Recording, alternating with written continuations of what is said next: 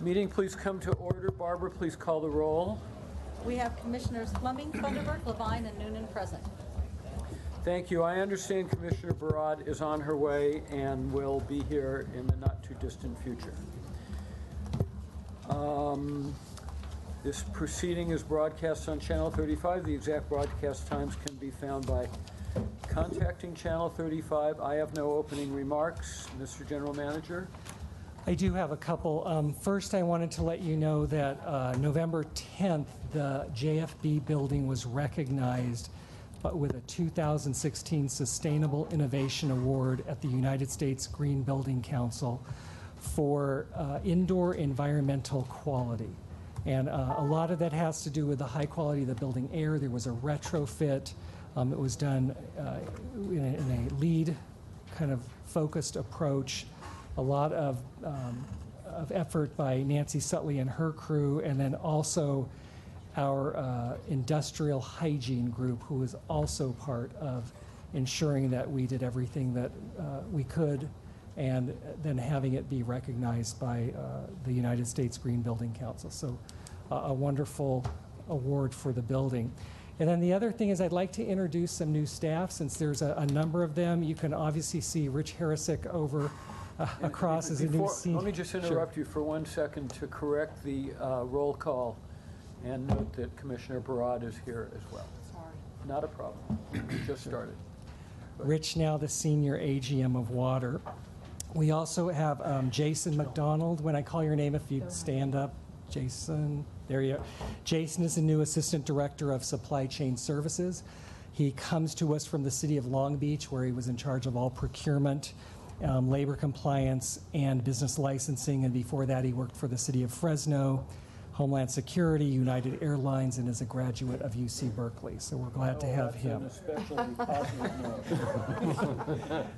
Thank you, Jason. Then we have Louis Carr, who is our Chief Information Technology Officer.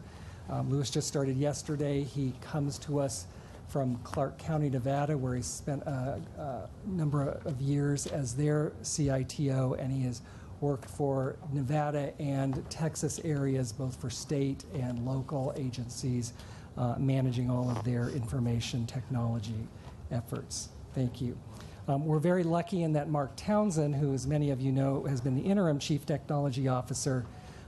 When the position first came open, he said, Dave, I don't really plan on staying 5 years, and I wouldn't feel right applying for this job without committing to 5 years.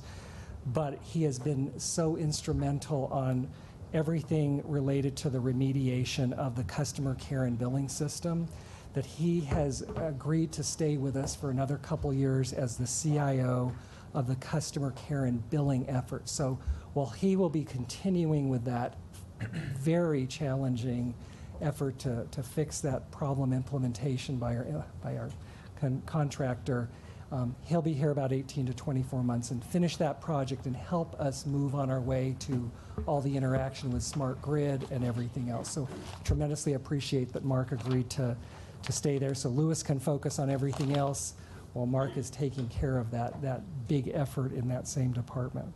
Then we have Reiko Kerr. Reiko is the Executive Director of Strategic Policy Development in the power area. Full disclosure, I worked with Reiko for about a dozen years in Riverside. When we looked for somebody who could come assist us with what potentially could be ISO-related type of issues or in energy imbalance market, regionalization, Marcy and I both came forward with Reiko. And we're very pleased that she has come here and will continue to work and provide an expertise that we don't have in-house that we are going to need as the industry and LA and California's interaction evolves over the next several years. Thanks, Reiko. Chris Vicino is the Director of Security and Emergency Management. He started last week, and within 1 week, he's dealing with riots downtown and how to keep our buildings safe. So I appreciate that he was here and helping us. He spent about 25 years with the city of Pasadena and was their interim police chief several times. He did go to Riverside, and our paths crossed very briefly. I left as he was coming, but he, that Inland Empire seems to just be a abundance of individuals. Well, But we welcome refugees from the inland. yes, it's nice to be one. And so, Chris, thank you very much, and we'll work on our security and all the issues related to that. Stefan Tucker. Last slide, he's internal. He was with the water system, has been named our Director of Corporate Program or Project Management. It's going to be program management, it looks like, but it's really the project manager that you've heard of that has been a recommendation from the ratepayer advocate, from the state audit, from the city controller, and really an awareness here that we need somebody that can bridge all of the different divisions and systems to create, when we're looking at projects like CC&B, like smart meters, like the finance system. His list of projects that he came into this job a week ago is already filling a page and spilling over to the second one. So we're thrilled to have him now managing that office and putting that together. So a number of new individuals just starting over the last couple weeks, but helps me really look forward to accomplishing everything that we need to do, especially a lot of that strategic plan that I'll be presenting in a little while. Well, I know I speak for the entire board when I offer an extremely warm welcome to all of you. Congratulate Dave on collecting such a terrific group of people in such a short time, and we're all looking forward to working very closely with you. Thank you. That's all. Comments from commissioners on agendized items and requests from commissioners relating to departmental operations. I see a nod to my left. I actually have two comments. So I think given the presidential election and our president-elect, I think it's very important. The department has always been very thoughtful about forecasting environmental mandates, and I would like a presentation made as to, now that the Republican Party is going to basically have more influence on environmental mandates, I would like an update as to how that will relate to LA and the mandates that are upon us, whether they will be reversed, what you expect to transpire. I look at just, this agendized item, and, you're forecasting or asking the board to agree to multi-millions of dollars, 20, 30 years out. And given the change in the national status and politics, I am a little bit weary about committing long-term on that financial basis. So I think it's imperative that we address what's in front of us at this point. And second to that, approximately 6 months ago, I requested that in closed session, we discuss cybersecurity as it relates to our operations, as well as terrorist threats. And even though month after month, it was itemized as a closed session item, now I don't even see it there. And that perturbs me because approximately, 6 weeks ago, I made a specific request to expedite that conversation. And so I would respectfully request that in the next closed session, we discuss cybersecurity and terrorist threats as it relates to this department. Thank you. Other comments, comments from commissioners? Hearing none, I see, Barbara, we appear to have 3 speaker cards under public comments? Yeah, we have 4 now. 4 now, okay. I want to go ahead and call them. Okay, please limit your comments to 2 minutes. The first speaker is Evan Gillespie.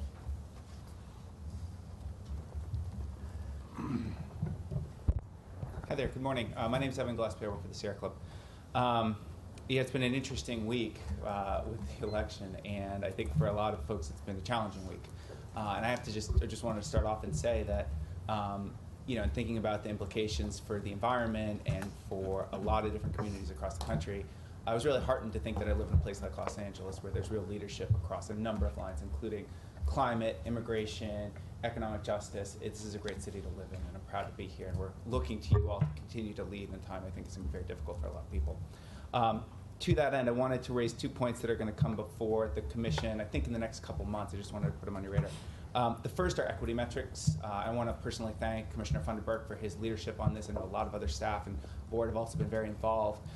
We'll be submitting a letter later today laying out with some feedback on equity metrics, but I wanted to raise a couple things that we think need to be prioritized in this.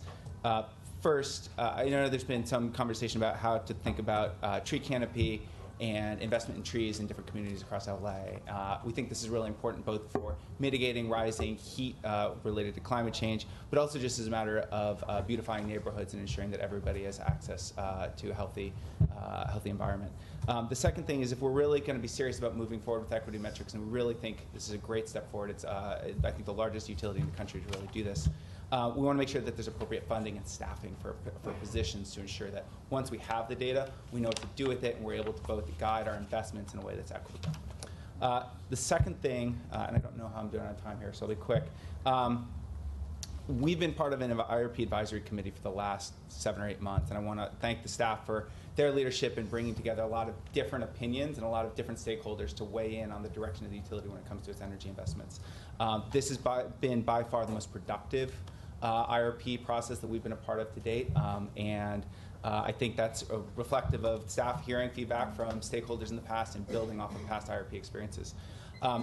2 quick things here. One, we have had a hard time getting data from the utility about the different assumptions it's making, and I think we've had a good productive conversation with staff. I think we're going to figure it out. But going forward, I want to recommend that the department think about making available the same set of information that investor-owned utilities make available to stakeholders in their long-term procurement plan.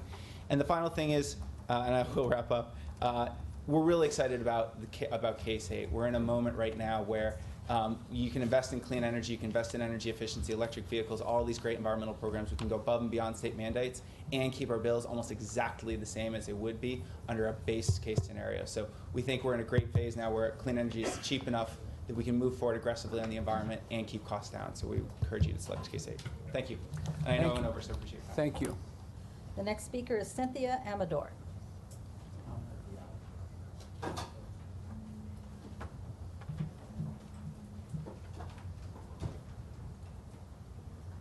Good morning. I'm Cynthia Amador. I'm with the Menares Group, and myself and our president, Gabriel Menares, has a statement to make, and I wanted to hand these out. Is it okay if I approach to hand these out to you? Why don't you just leave the whole Yeah. package and we'll distribute them. Thank you.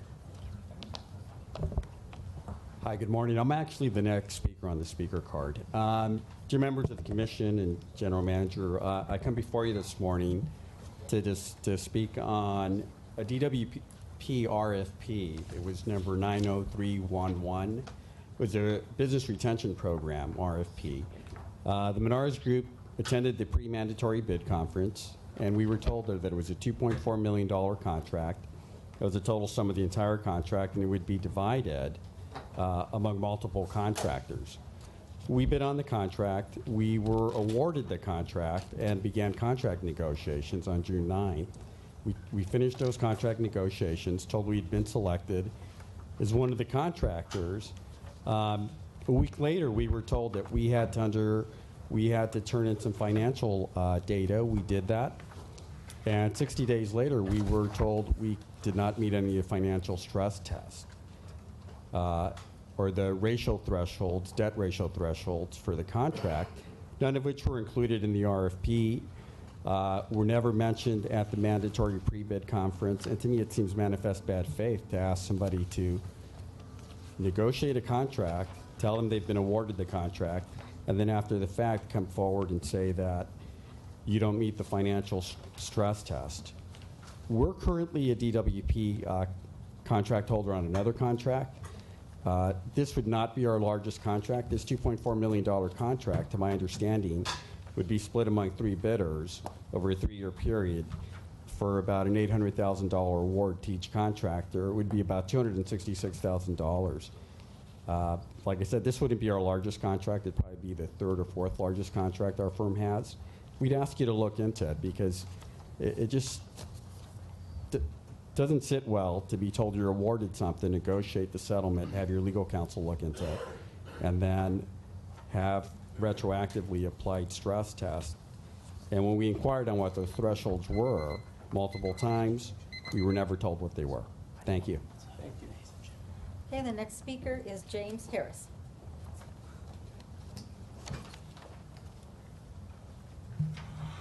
Good morning. My agenda this morning is for the senior citizens in the city of Los Angeles that don't have computers, for the homeless that have Department of Water and Power service. I've been a Department of Water and Power customer for 40 some odd years. And I try to simplify my life with auto pay on my bills. And all the other utilities except the Department of Water and Power offer that. And I'm just a little concerned with that because this is money that's going into the Department of Water and Power on a regular basis rather than waiting for the customers to send it in. And I've sent letters to Miss Edwards and Rodolfo Gonzalez, and people have called me, Gladys Berry, people have called me, and nobody's followed through with anything. The Southern California Edison Company, if you want to change your credit card with them, you just call them, they ask you who you are, you give them the answers, and they take the information over the telephone. The Department of Water and Power doesn't have any part of it. I think you're discriminating against us. That's all I have to say.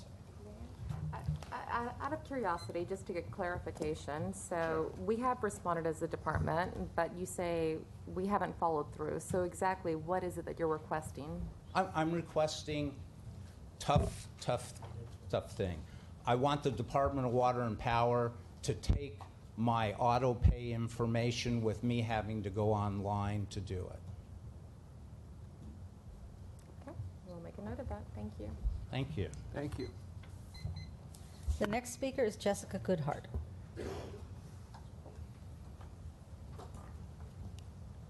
Good morning, Commissioners. We have a number of speakers from different parts of LA here to talk on item 15, which I notice you're going to take up after 12:30 today. So I have a request that you take up item 15 before the recess. Pretty please. Is there any problem with doing that? So, Commissioner, what we can do is we can take public comment on it now, but because the way we're agendized, we can't vote on it until after 12:30. But you're more than free to open up public comment on it at this point, and then have additional public comment at 12:30. Thank you so much. So the cards have already been submitted. Okay, we will take public comment on it before we move to item 6. Thank you. Are those all the public? That was all for number 4, yes. I'm going to take the liberty of amending my comment that I had no opening remarks, just to respond very briefly to Evan Gillespie, whose comments I very much appreciate, particularly in the context of living in Los Angeles and being in a position, living in California, to be much more aggressive with regard to environmental standards than the federal government may choose to be. Speaking for myself, and speaking for myself historically, when I served as a member of Congress, I can tell you that I, and I hope my colleagues, will continue to do everything we can to keep California and Southern California in the lead on these critically important issues, regardless of what the federal government decides to do. So thank you for your comment. And, may I clarify that I do not have an opinion one way or another, but because our department does forecast almost everything that we do, and we owe it to the public, I was not suggesting one way or another that we reverse our efforts. Rather, I think it's educational for us as a board and for the public to realize what's expected of us and what we want to do as a city. But I do think that education's important. But I want to clarify, in no way whatsoever was I suggesting that we take a pass on the goals that our mayor and that this board have initiated. And I mean, I feel compelled to say, since my name was, like, we're in one of these debates, right? Well, you mentioned my name, so I get to counter. 30 Well, seconds. this isn't a counter, and I do take Commissioner Broad's 30 seconds seriously, although I might go over it. But having lived through the 80s myself, not in as senior position as a U.S. congressman, but having been in Washington, D.C., there was a lot of local and state action when there was resistance at the federal level. And whether that happens or not, I think that our policies that we've adopted are in place. And to the extent that we need to strengthen them or reaffirm them, I can't speak for the other commissioners, but you can bet that you have my 110% support. And this is not, by the way, Commissioner Funderburg's equity metrics resolution. Not only did Commissioner Noonan spend an enormous amount of time on it, but I view it as Mayor Garcetti's. Deputy Mayor Barbara Romero came out and wholeheartedly gave a testimonial in support of it, as did General Manager David Wright on Saturday night 10 days ago. It is not mine anymore. It's yours. It's the ratepayers, and it's to do with it what you think needs to be done. And so I want to thank Evan also, and other people might say the same thing, for bringing the issue up that, as Mary Nichols said in Paris at the climate change talks, it's about implementation now. And the person who's been the quiet person on pushing environmental in a responsible way and an efficient way so that it works with the economy is Nancy Sutley. I spent the entire day with her yesterday at the Brookings Institution on water and equity. And Nancy has been the thought leader. We're so fortunate to have her. And the direction that Dave leads and Nancy leads, I'm going to keep on taking the good work and advice that you provide on making sure that the agenda is pushed forward. And thank you again, Commissioner Levine, for, it's more a matter of, as long as the ratepayers are telling us that doing the right thing can be done in mixed with and integrated with corporate efficiency and running this operation efficiently, that's what at least I as a commissioner, again, I can't speak for the other commissioners, I'm here to do. So thank you.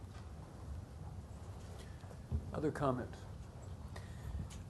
Comments from ratepayer advocate on agendized items.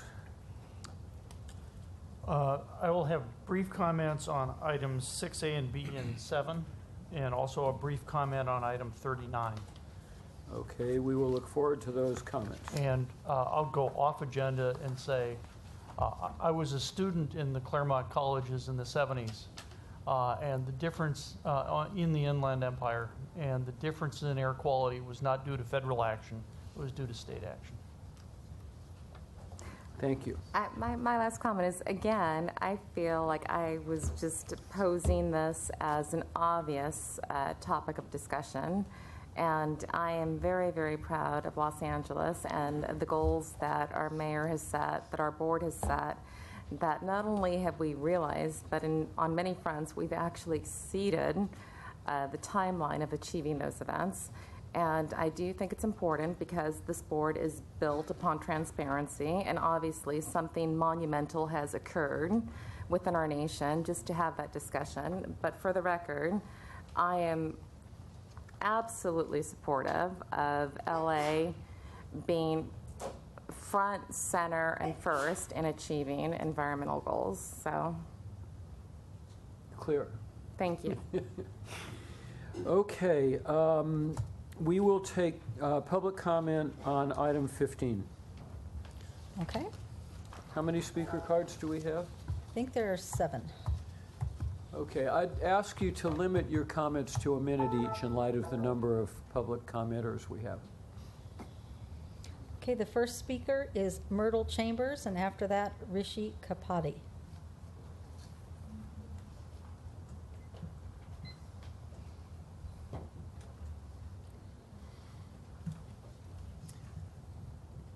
Good morning, Commissioners. My name is Myrtle Chambers. I've been a resident of South Los Angeles since 1975. I'm a member of SCOPE and a resident, like I said, of LA. I'm a retiree and also a widow. I'm here to urge the board to support the community solar program. This program would work well for my community, mainly because it would help me and other LA residents. 1, to save money, and 2, to support the environment since there would be no upfront cost. I'd like to also say that it would create more good job opportunities for people in my community to learn installing a solar through the UPCT program. I sincerely hope that you would not hesitate voting the community solar pilot program today. And I appreciate your consideration and work on creating this program. Thank you. Thank you. The next speaker is Rishi Kapadia, and after that, Jorge Madrid. Good morning. My name is Rishi Kapadia. I am here from TRK Development. We are a real estate development company based here in Los Angeles and have several rooftop solar systems on our buildings, including a 500 kilowatt system involved in the feed-in tariff. This is not my first time speaking in front of the Board of Commissioners, and I don't anticipate that it will be my last either. My company has no vested interest in the program we are discussing here today. I can say that the installation of rooftop solar for this program will help solar installers and contractors here in Los Angeles, as well as local manufacturers for many of the racking, wiring, electric components that go into these systems. I came here to speak of a greater cause in response to the recent election. I don't want to sound at all like I'm criticizing what is playing out on our country's national stage or about anyone here regarding their political affiliation. However, according to a recent article by Eric Rawson at Bloomberg, the policies of the Republican Party and Donald Trump regarding climate change come closest to the national policies of countries like Nicaragua, Syria, and North Korea. The Republican Party is the only major political party in the world that does not seem to accept the basic science that the world is warming and we are causing it. We have yet to see what decisions will be made as to the direction of the EPA and the Paris Climate Accord, but I am here today representing business interests that are actively participating with this utility and the city of Los Angeles to say that it is time we work together to set an example for the state and the country. The community solar program broadens the conversation of renewable investment by including low-income communities. Can you wrap up your remarks, please? The LADWP has shown their openness and willingness in the development of solar energy with the private sector. I applaud that, but we need to try different models and initiatives to expand the use of solar across this great city. We need to show that there are more important things than just how much things are going to cost. Safeguarding our plan for the enjoyment of future generations must surely be one of those. Thank you for your time. Thank you. Okay, the next speaker is Jorge Madrid, and after that, Manisha Vaz. Good morning, Commissioners. My name is Jorge Madrid. I am the campaign director at the Environmental Defense Fund. I'm a resident of the east side of Los Angeles, and I'm a member of the Repower LA Coalition. You're going to hear a lot of similar things, so I just wanted to focus on 3 points. One is leadership. I too share the sentiment that I feel very proud to live in this city and that we're taking steps to really show our leadership and that this leadership matters. Number 2 is that I think you'll hear from a lot of folks that the rooftop solar program is a good start, and you're going to be seeing a lot more of me because I really think we need to take this further to the community shared solar model, which is really going to open up the market. And thirdly, what's important is that I think that we're going to be doing great things for the industry in starting to weed out bad actors in the solar industry and lift up good actors in the industry, and also to remind us that this is just another tool in the toolkit that we need to really bring that access and the benefits of solar energy and clean energy to our community. Thank you again, and you'll be seeing a lot more of me soon. Thank you. Thank you. The next speaker is Manisha Vaz, and after that, Alicia Rivera. Good morning, Commissioners. My name is Manisha Vazan, and I'm the organizing director at SCOPE, and along with Ms. Chambers and around 500 other members in South Los Angeles, we wanted to applaud you, one, on the equity metrics. We were really excited about the initiative and really interested in learning more from the data when it comes out next year. And related to Agenda 15, SCOPE in South Los Angeles is part of the Repower LA Coalition. We've been really excited to learn from this pilot program. We think it's a really excellent opportunity to build in a more diverse customer base, to think about renewable energy sources from a trusted utility. We have a lot of folks in our community sort of knocking doors, talking about the benefits of solar, but there isn't a lot of trust with those companies. But when it comes from the Department of Water and Power, we've found that it's been actually more available for folks, and they're more interested in learning more about the program. In the past, we've partnered with the Department of Water and Power as well to outreach for different programs related to things like HYPE or the UPTC pipeline. I think it's an opportunity for us to continue to partner to reach a non-English speaking customer base, or think about some of the other ways to talk to customers about these programs. And lastly, just wanted to say too, we're interested in sort of learning how this pilot process goes. There's a lot to learn, I feel like, and thinking about things like the metrics and indicators that we learned and we developed together with the Equity Metrics Initiative. There's an opportunity to really think about how this pilot program, to really learn from those successes and challenges. And in relation to all of the things that are happening federally related to climate change and discussions there, we really feel like Los Angeles can be that sort of beacon of hope and light. Can you wrap up your remarks, about please? some of the issues that are facing our community today. Thank you. Thank you. Okay, the next speaker is Alicia Rivera, and after that, Joe McLaughlin. Good morning. My name is Alicia Rivera. I am a community organizer with Communities for a Better Environment, and my focus, my work in Wilmington, one of the very area that is highly impacted by pollution from many sources, especially from refineries. Last March, as part of the Repower LA Coalition, we were a part of a focus group that asked Wilmington residents about community solar and how they felt about clean energy access in the harbor. Many of our members who live in Wilmington spoke out and said that living near the refineries, breathing in dirty, foul smell and air made them want an affordable solar option. Because in communities like Wilmington, you don't have to convince people that solar is necessary. You just have to make it easy and affordable and design it to protect customers' best interests. We've anxiously been awaiting the launch of the community solar program for almost 2 years now, and greatly urge you to vote for the pilot program today. We also ask that DWP doesn't stop there with a small pilot program that only serves a handful of property-owning customers, but also expand to a robust program that allows renters to participate as well. Renters are mostly comprised of lower-income families, such as the case in Wilmington, and they make up about 60% of our city. The board needs to take thoughtful action to make solar and other forms of clean energy available to all customers. Do you wrap up your remarks, please? Immediate future and help us win off of duty energy. Thank you very much. Thank you.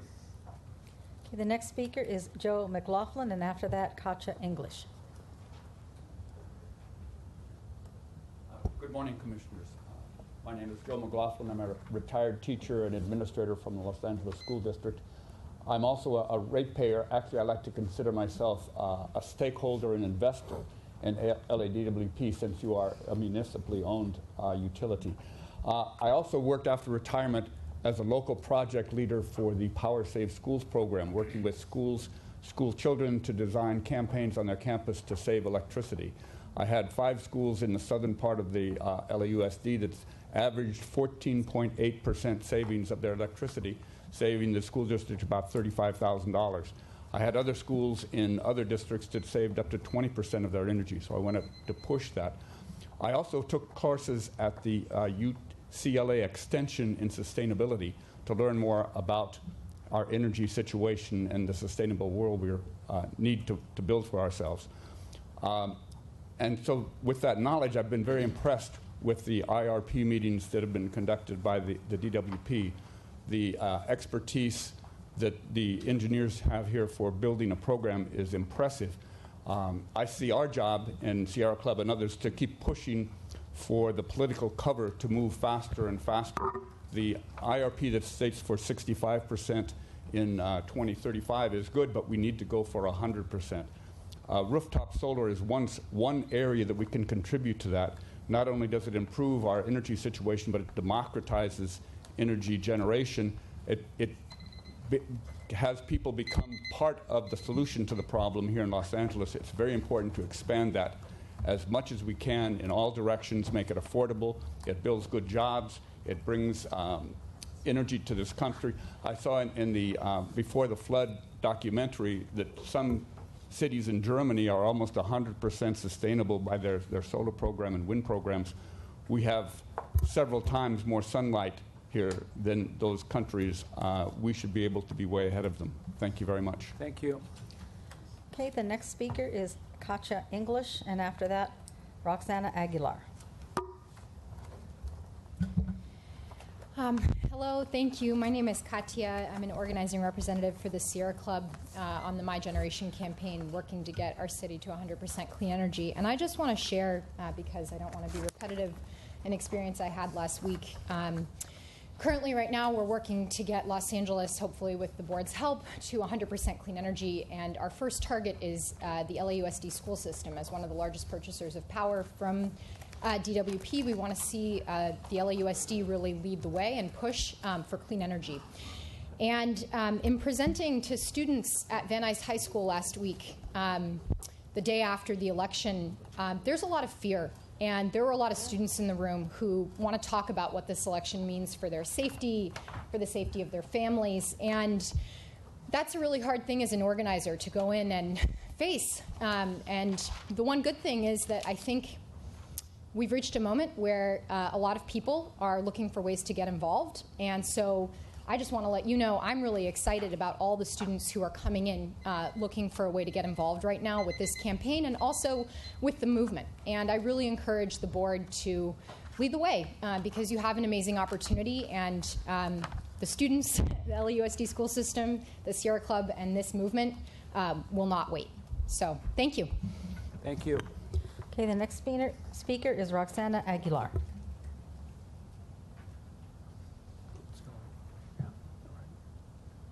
Good morning. My name is Roxana Aguilar.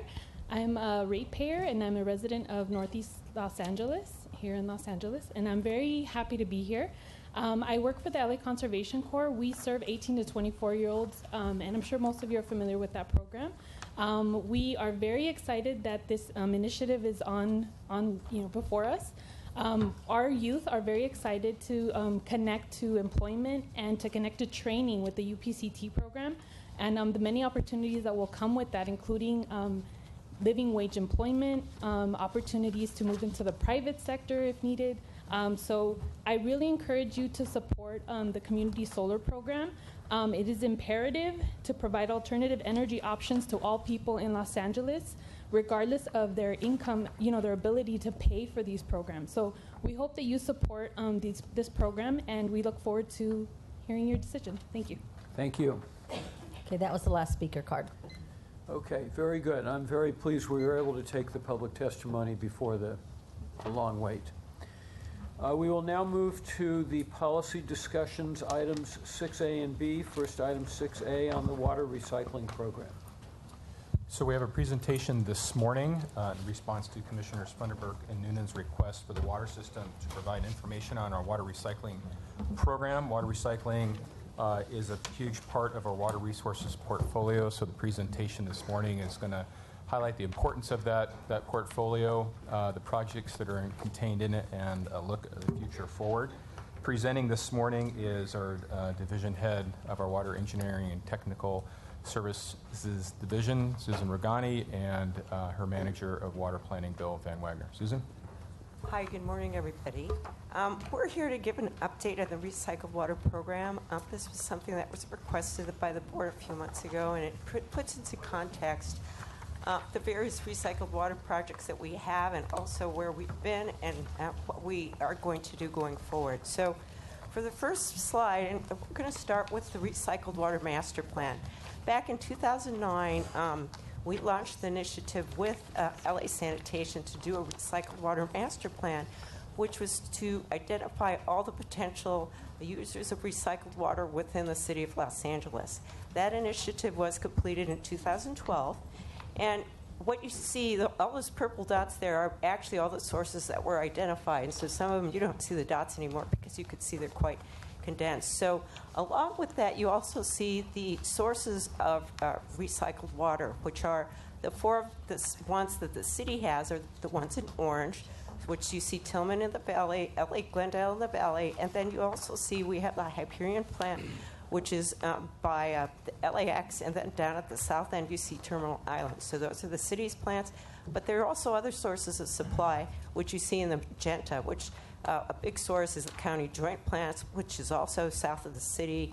You have others in Burbank and Pasadena. So basically, that's the sources that the city has to work with in looking at the use of recycled water. So going to the next slide, you look at the cost of recycled water as compared to the other sources of water. We have two categories for recycled water. The first category is we identify that as non-potable reuse, which is commonly known as the purple pipe. So the costs for that typically range from $600 to $15 an acre foot. And the way we look at those costs is basically we take the capital cost of the project with the O&M cost on an annual basis. We look at the life of the projects, which we assume are going to be 50 years, and we bring them back into current dollars. So that's where we get our dollars for looking at the recycled water projects.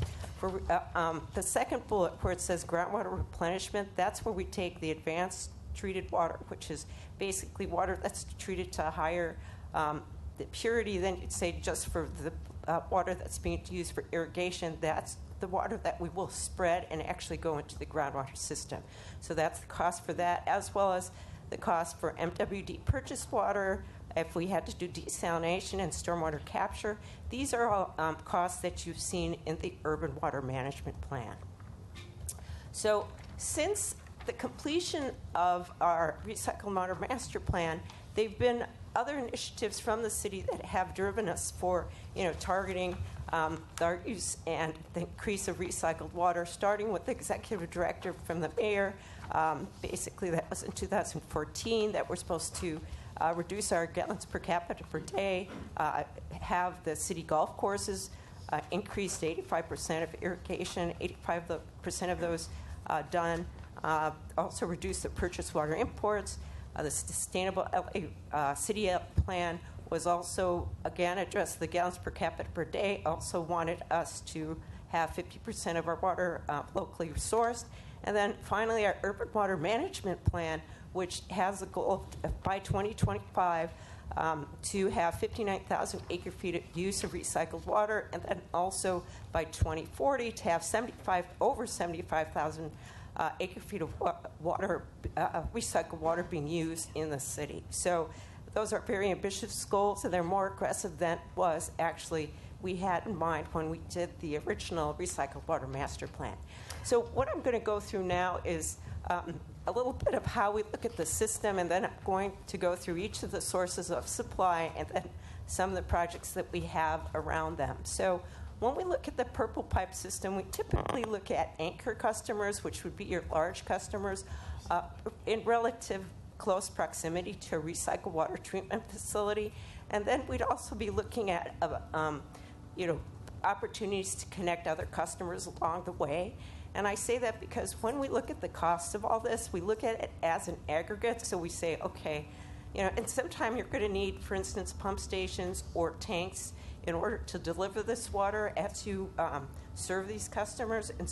And you need that for system reliability and operational flexibility. So when you build out this whole part of this not potable reuse, you look at everything all together. You wouldn't just look at For instance, if we were able to supply a park on the way to some of these anchor customers, you would just look at the cost of the park plus the cost of the pump station and the cost of the purple pipe, because looking at that, it wouldn't make economic sense. However, if you look at it all together as a whole program for this source, it makes a lot of sense to do this, this project.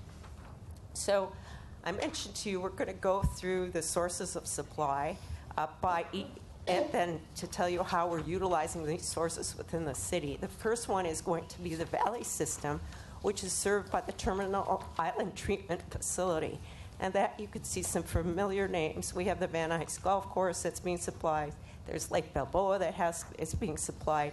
But the biggest use of, did I say Tillman? I'm sorry. Okay, it's Tillman. But the biggest use of the water from the Tillman plant is going to be for the groundwater replenishment project, and that's where we anticipate taking up to 30,000 acre-feet of water, which is half of our recycled water goal that we are supposed to achieve by 2025, and to be able to spread that water. So that's very important for us.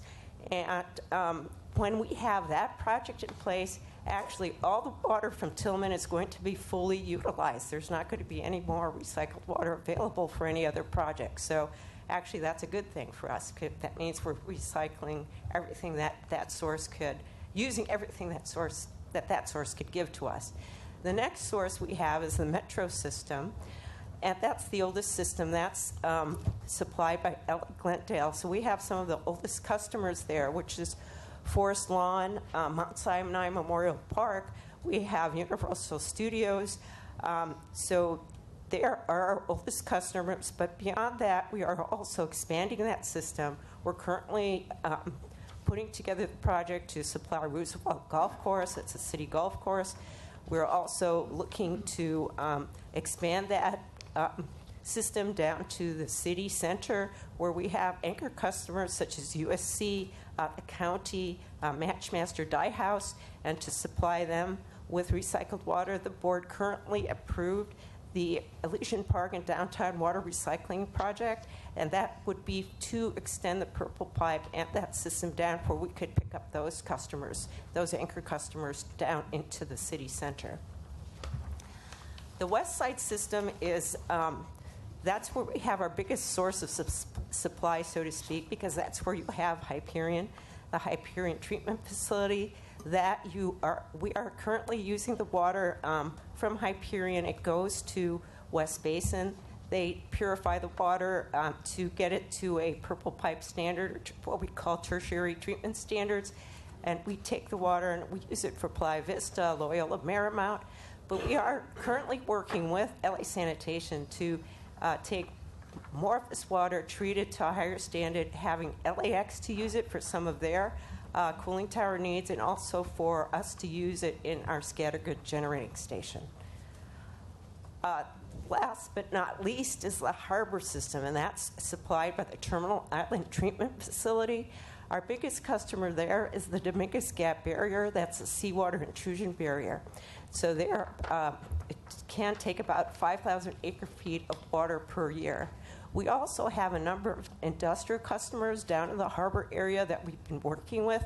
The board may remember approving some projects where they were going to be looking at on-site retrofits. We signed some agreements with Air Products and Valero, where they're looking at on-site retrofits to be able to use our recycled water.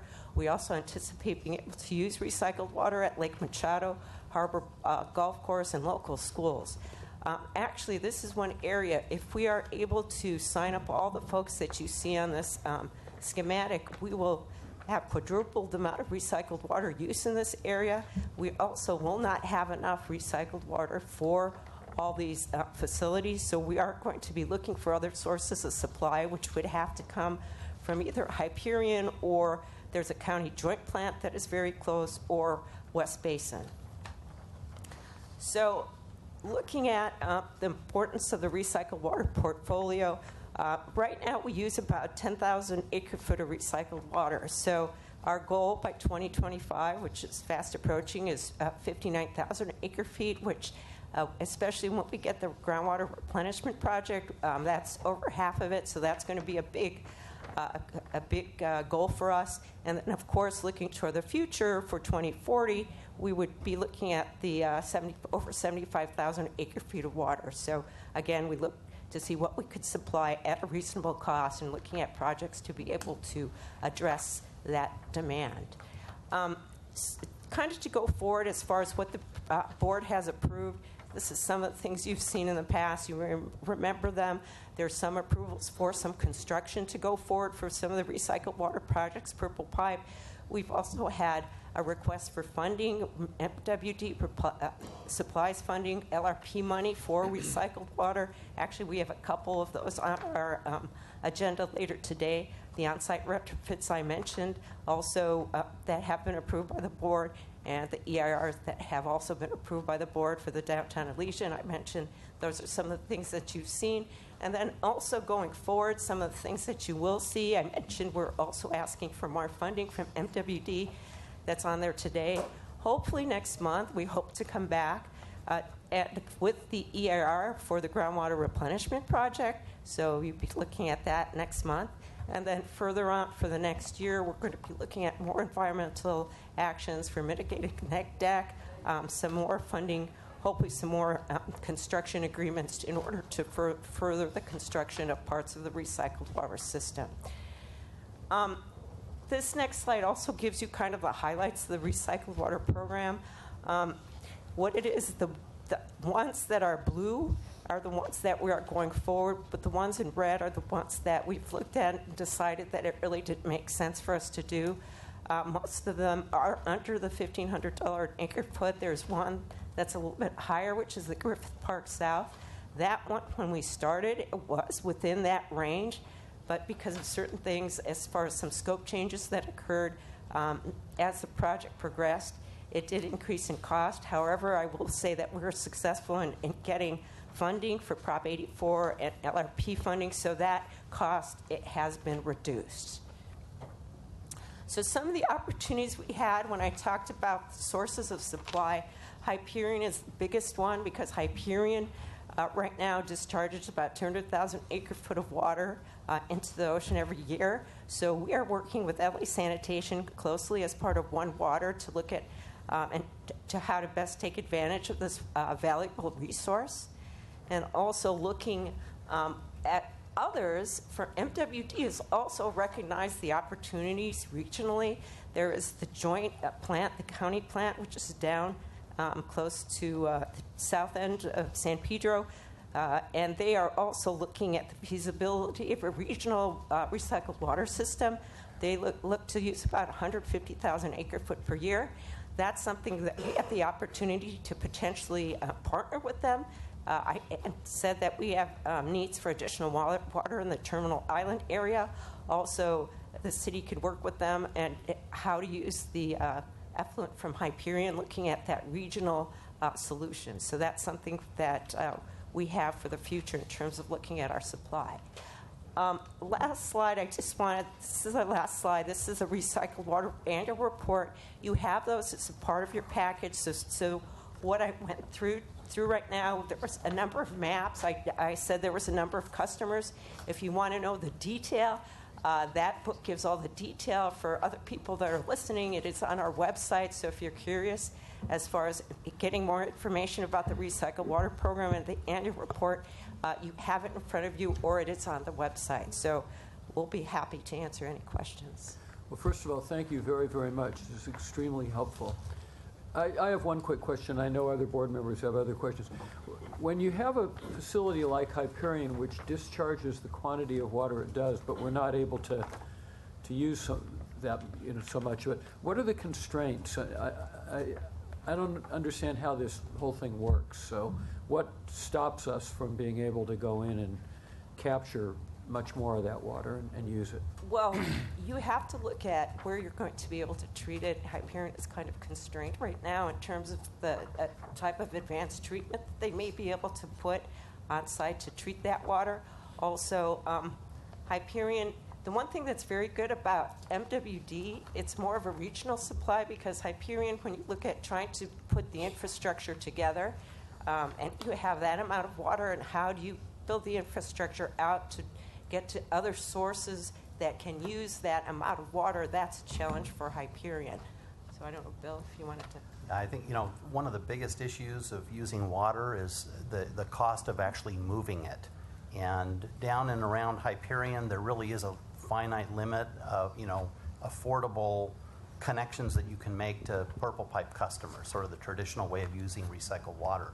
And so what we're really looking at now, especially keeping an eyeball on the how the direct potable reuse regulations are going to be formed by the state, and also looking at opportunities for potentially doing groundwater recharge down in the Central Basin, as well as any opportunities on how we might be able to partner with MWD with that regional program. I think those are going to be the ways where you can really potentially use a lot of recycled water out of Hyperion, but it's not going to be the traditional Purple Pipe system. Got it. Commissioner Barad. Yes, thank you. Great report, Susan. Appreciate it. A few questions. On page 12, ongoing, the funding of customer retrofits. Can you explain that a little bit? Well, what we've done is we've traditionally advanced, especially for some of the smaller program, the customers, we have a program where we could advance them some money in order to do the retrofits on site, in order to make it them easier for them to accept our recycled water. So sometimes they don't have the funds available to do that. With our larger customers, for instance, for the Tesoros of the world, we advance them the funding. They're very much constantly looking at, okay, what is the rate of return for their project? And for us advancing the funds, it could improve their rate of return right away. They look at that. If we go forward and sign the agreement for them to use the recycled water, we will get that funding back from them. And that's part of the agreement that we'll have in terms of setting the rates for those customers. So well, how does that work? Because when I've heard the word retrofit before, it's been in terms of making your house earthquake safe, to ground it, to bolt it to the foundation. So I haven't heard of it used in terms of recycled water. Okay, well, so let's see. So for instance, for some of our industrial customers, if they want to use this recycled water for, let's say, a cooling tower, and they've used a potable source for it, okay, so they have to look at, okay, how do they get the recycled water into that facility? Or is it going to need additional treatment? Because, of course, you can't mix the potable supply and the recycled water supply. So there's certain things that they have to do on their side to make sure the recycled water goes to the actual facility that's going to use it. Keep it separate from the potable, because obviously they're also plumbed for potable uses like drinking water and such. So there are costs for them to switch over to use recycled water. And how would that application work for a residential home? Or is it not the same to be able to use recycled water? And that's the way you're describing it. Well, so you have such things as Playa Vista, which is you have the dual plumbing. So you have dual plumbing for things like toilet flushing and irrigation. So, of course, if you have dual plumbing for toilet flushing, it requires 2 sets of plumbing, because obviously you can't have recycled water for your hand washing or other potable uses. So that's a cost to a developer, per se, to be able to put 2 sets of pipes in there for the 2 types of Is that being done? Or are we seeing that happening? Where there's just 2 sets of plumbing? Yes, Playa Vista is dual plumbed, and it was from the start, so that you could use recycled water certainly everywhere outdoors for irrigation, and in like office buildings and things where you actually can have a manager who understands how how to properly use recycled water. Water has been used indoors for things like toilet flushing. Well, I guess then dogs can't drink out of the toilet bowl anymore. Just a little thought. The Sepulveda Basin Sports Complex, is that referring to the Olympics, or because I don't know of a sports complex now in the Sepulveda Basin? Is that looking ahead? I think that's one of the, something that, is that existing use? Well, there's an Okay. existing sports fields down there on the basin, just right by the freeway there, along the freeway. There's huge soccer fields, baseball fields It's already right there. off Burbank and the 405. Yeah. Well, that's where you're talking Right. about. Oh, Right. okay. Yeah, I could refer you the booklet that we handed out on Okay. page 6. There's a map that shows the valley system. There's also a list of existing customers and potential customers. All right. Because I know that's where they're thinking about bringing Olympic sites to that area. All right, one more question was early on, let me see.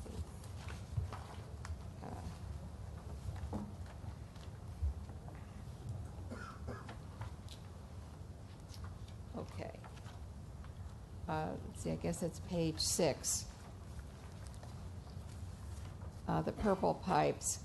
I know some time ago I brought up the possibility of using recycled water at Castle Park, which is owned by the city of Los Angeles. It's on Sepulveda Boulevard. And I don't see that on here. Is that anything that you might propose for the future? I know when I've asked before, I think the department said it was too costly to have the purple pipe go to Castle Park, even though it's in close proximity to Tillman. And what they're doing now at Castle Park is they're using an enormous amount of water to water all their vegetation. And we would save a lot if they would be able to use recycled water. So it's a matter of how close in proximity it is to the already existing purple pipe. So if we have to extend that system, so we take that into consideration as far as how much it would cost versus how much water they use. Also, as I mentioned before, actually the best and use and cheapest use actually for this water is going to be able to spread as much water as we can for the groundwater replenishment program. So when I say that, that means, of course, there's also a limited amount of supply coming from Tillman, and so we'd like to spread as much as that as possible because you get the best and highest use for that water versus trying to put more purple pipe. Not to say that we won't look at this Castle Park, because if we haven't looked at it, we certainly will look at it and the cost associated with getting the pipe there, and we could get you a response. But I'm answering, I guess, in 2 levels. One, just overall, what our goals would be just overall in terms of being able to do groundwater recharge, and then also we also will look at the purple pipe request. Now, to see I what don't it have the costs. numbers in front of me about the acreage there or how much water they're using, but I know it's considerable. And I wondered if you could look into that, how much water they're using, and whether it would be possible at all to extend the purple pipes and use recycled water there.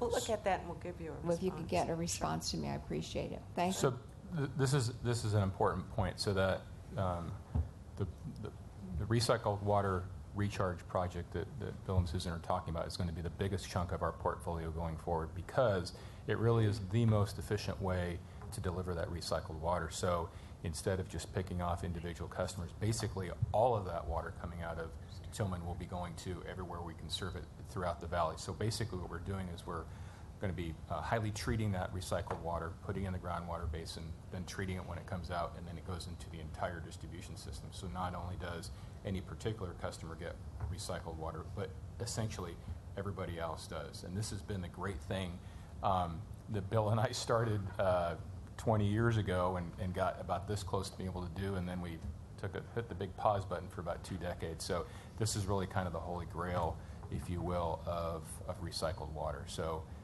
no more in the future will we have to necessarily extend our purple pipe, but we've got one big purple pipe that's going and creating basically potable drinking water for everybody. And so that's the project that you'll see at next month's board meeting. It'll be the CEQA EIR document for that project to go forward. That's a good question. Thank you. Other questions, other comments? Commissioner Noonan. I do. Well, thank you very much. On behalf of Commissioner Funderburk and myself, I thank you for taking the time to respond to our request, which obviously is vital given the drought that we are suffering from. That being said, although I feel that the report was very helpful, I do feel that there's a crucial part of the presentation that's missing. And I state this for transparency once again, as I brought up my earlier dialogue. I think it's very important for our public to be educated, as well as the board members. And so what I feel is missing in this presentation is exactly how much are we investing in this project? What is the rate of return on investment? How does that relate to water savings? And how does that translate to the difference in costs that our commercial businesses will benefit from this proactive infrastructure? I'm all for it, but I do think these are like key parts that should have been addressed and that I think would have been helpful for us to understand and for the public to understand. So many of that is in that port there. So I think maybe in an economy of the presentation, we didn't recycle some of that. Just the image there. We didn't attach the report itself. But we do have that. So some of those figures are in there, as well as the urban water management plan. So probably what we'll do is we'll excerpt those portions of those existing reports, and we'll push that out to all the commissioners there. But you're right, that's the big question. Is this really something we need to be doing for the benefit of our rate-paying customers? But this is the next water. So philosophically, I think we all can buy into the point of recycled water, but it's a valid point. Okay, well, we can say a lot of things are the right thing to do, but in terms of a ratepayer's bottom line, is it the right thing to do as well? Absolutely, and I apologize for having missed this. I don't know if it arrived on my desk before I arrived, but I think it's important for the public to have this information as well. I'm absolutely for forwarding this program, and I just think that we need to be very clear on the investment that we're making and the return on the investment. Do other commissioners have questions or comments? Yes. Yes.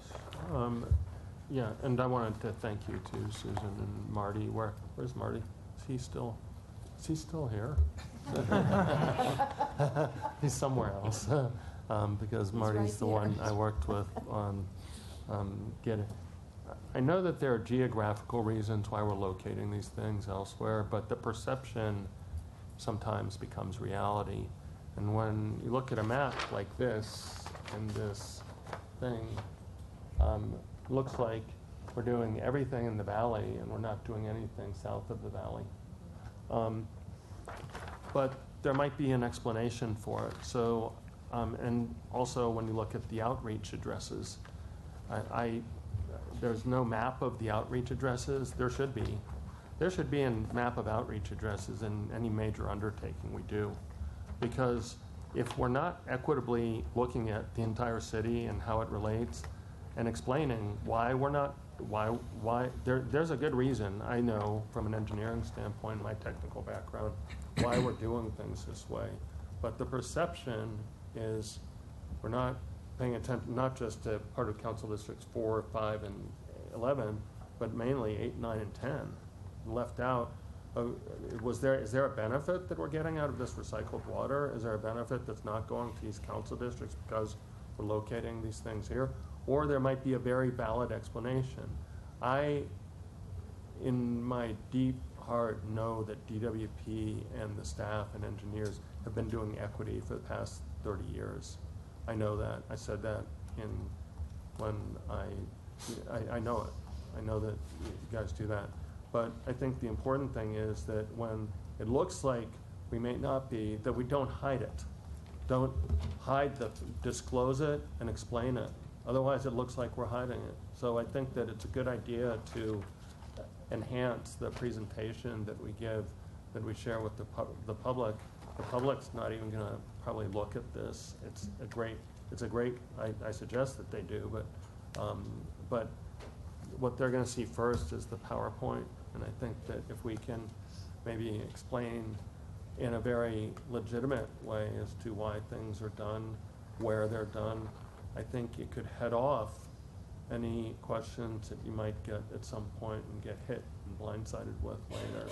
So I would, yeah, go ahead. I think how we're helped on this is that we have had stakeholder involvement really in this past 20 years to get to this point, especially for that groundwater recharge project. So we have a large number of just community organizations helping us out, interested others, other non-governmental organizations who've been along with us to get to the point where we have that groundwater recharge project.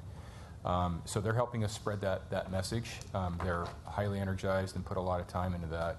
And then again, one of the other benefits of that project is that it's really spreads both the cost and the benefits of recycled water throughout the city, because from that plant, Tillman plant, and the treatment plants that'll go with that and pumping out of there, we can virtually send that water to a majority of the city. So everyone will benefit in that project. I think it's a messaging issue, and Sure. I don't think that we're giving ourselves as much credit as we could be giving ourselves, if I could cast it in and I certainly echo Commissioner Noonan's desire for transparency. If things are not entirely economically in line with what met water is, there might be an explanation for it. There could be a longer term externality that we're not factoring in or explaining to the public. Dollars and cents don't always add up to dollars and cents if we're not building in belt and suspenders resilience that we need to have into our system. So I think it's I think there's a great first step. I think in terms of communicating it and making sure that the entire ratepayer base is made aware of it and engaged with it, I think, and so that they can understand how this folds in is also the next step that we need to take. So thank you for the work that you did in getting it to this step, and I look forward to further follow-up reports. If I could add a couple, hearing what you said, it's really, we add half a dozen slides to this PowerPoint, and it explains those pieces that you've put forward. And this is such an important aspect to the future of this area, recycled water, that what I'd suggest we do is we'll create those additional components of this presentation, bring it back to the board for their review, and then we'll have a complete package that we really need to go out and educate the public with or on, because it's such a good I mean, it's a good story. It's fantastic. This is how we're going to be resilient in the future. But let's add these couple of key components that you suggest, bring that back for your review, and then we will have a presentation that's more comprehensive that we can start making at various places throughout the city. I think President Levine's going to kill me for starting this conversation, but I think at the very least, because I understand that everyone's time is very valuable, at the very, very least, I think that the information that I honestly did not see prior to arriving to today's meeting, I think it should be made public, and of course, as commissioners, we'll review it as well. And if you deem appropriate, and President Levine and the fellow board members, I'm happy to have a follow-up presentation. At the same token, you answered my questions. I just was not privy to them before arriving today. So, but Commissioner Funderburk, I thank you for supporting me in that. I think the financial part of the equation is important for the public to understand where the investments are being placed, and the fact that we're doing something very smart given the drought conditions and how that's going to pay off.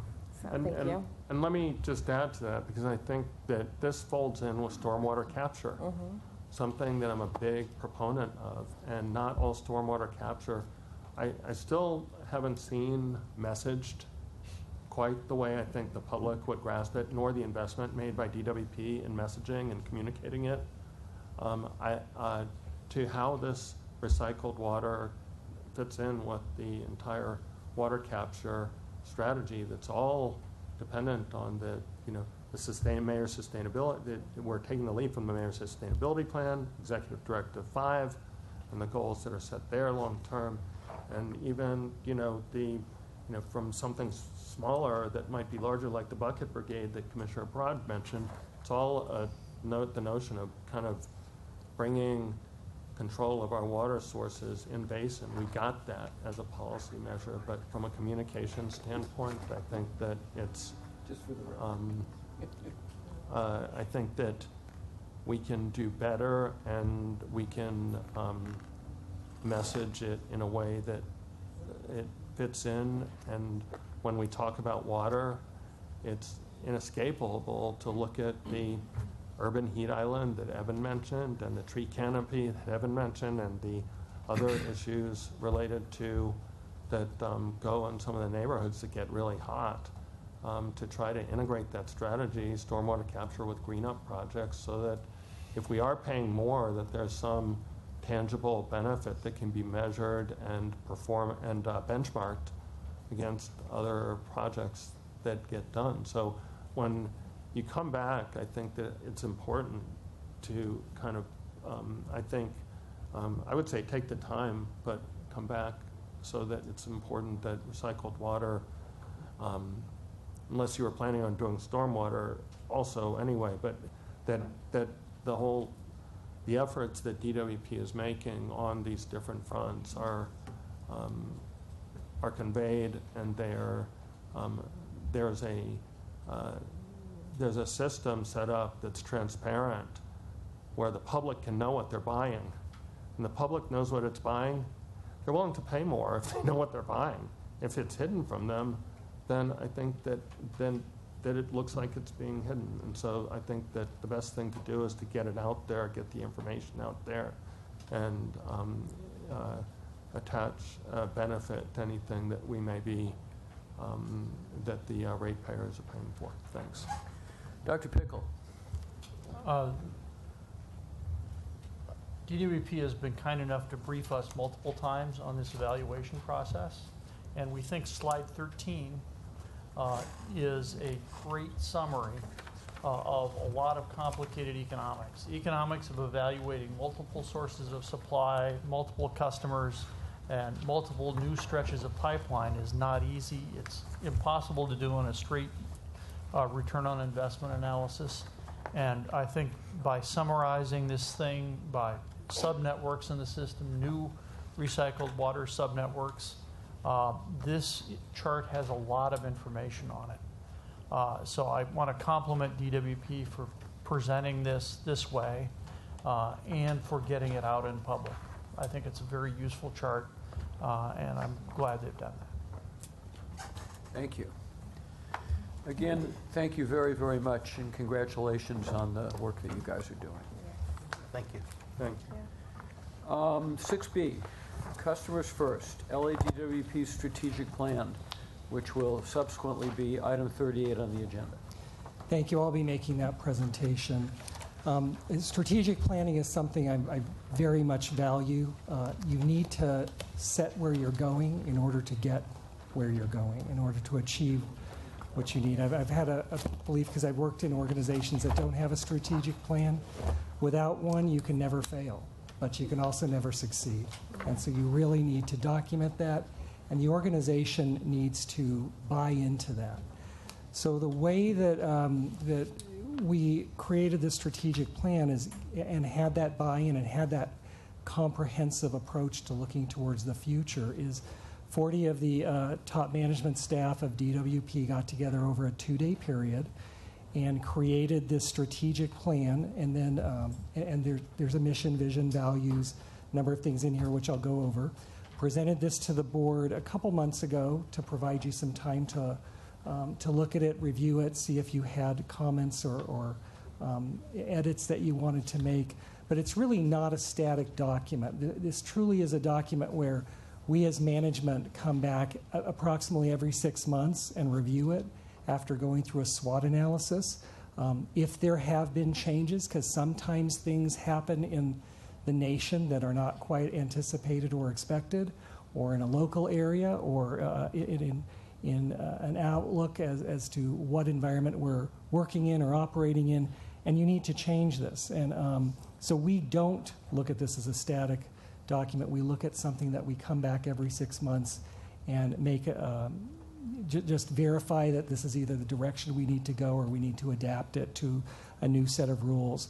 And when we would do that, we'll come back to the board each time and show you why we would think there'd need to be a change, get your concurrence with adjusting the strategic plan.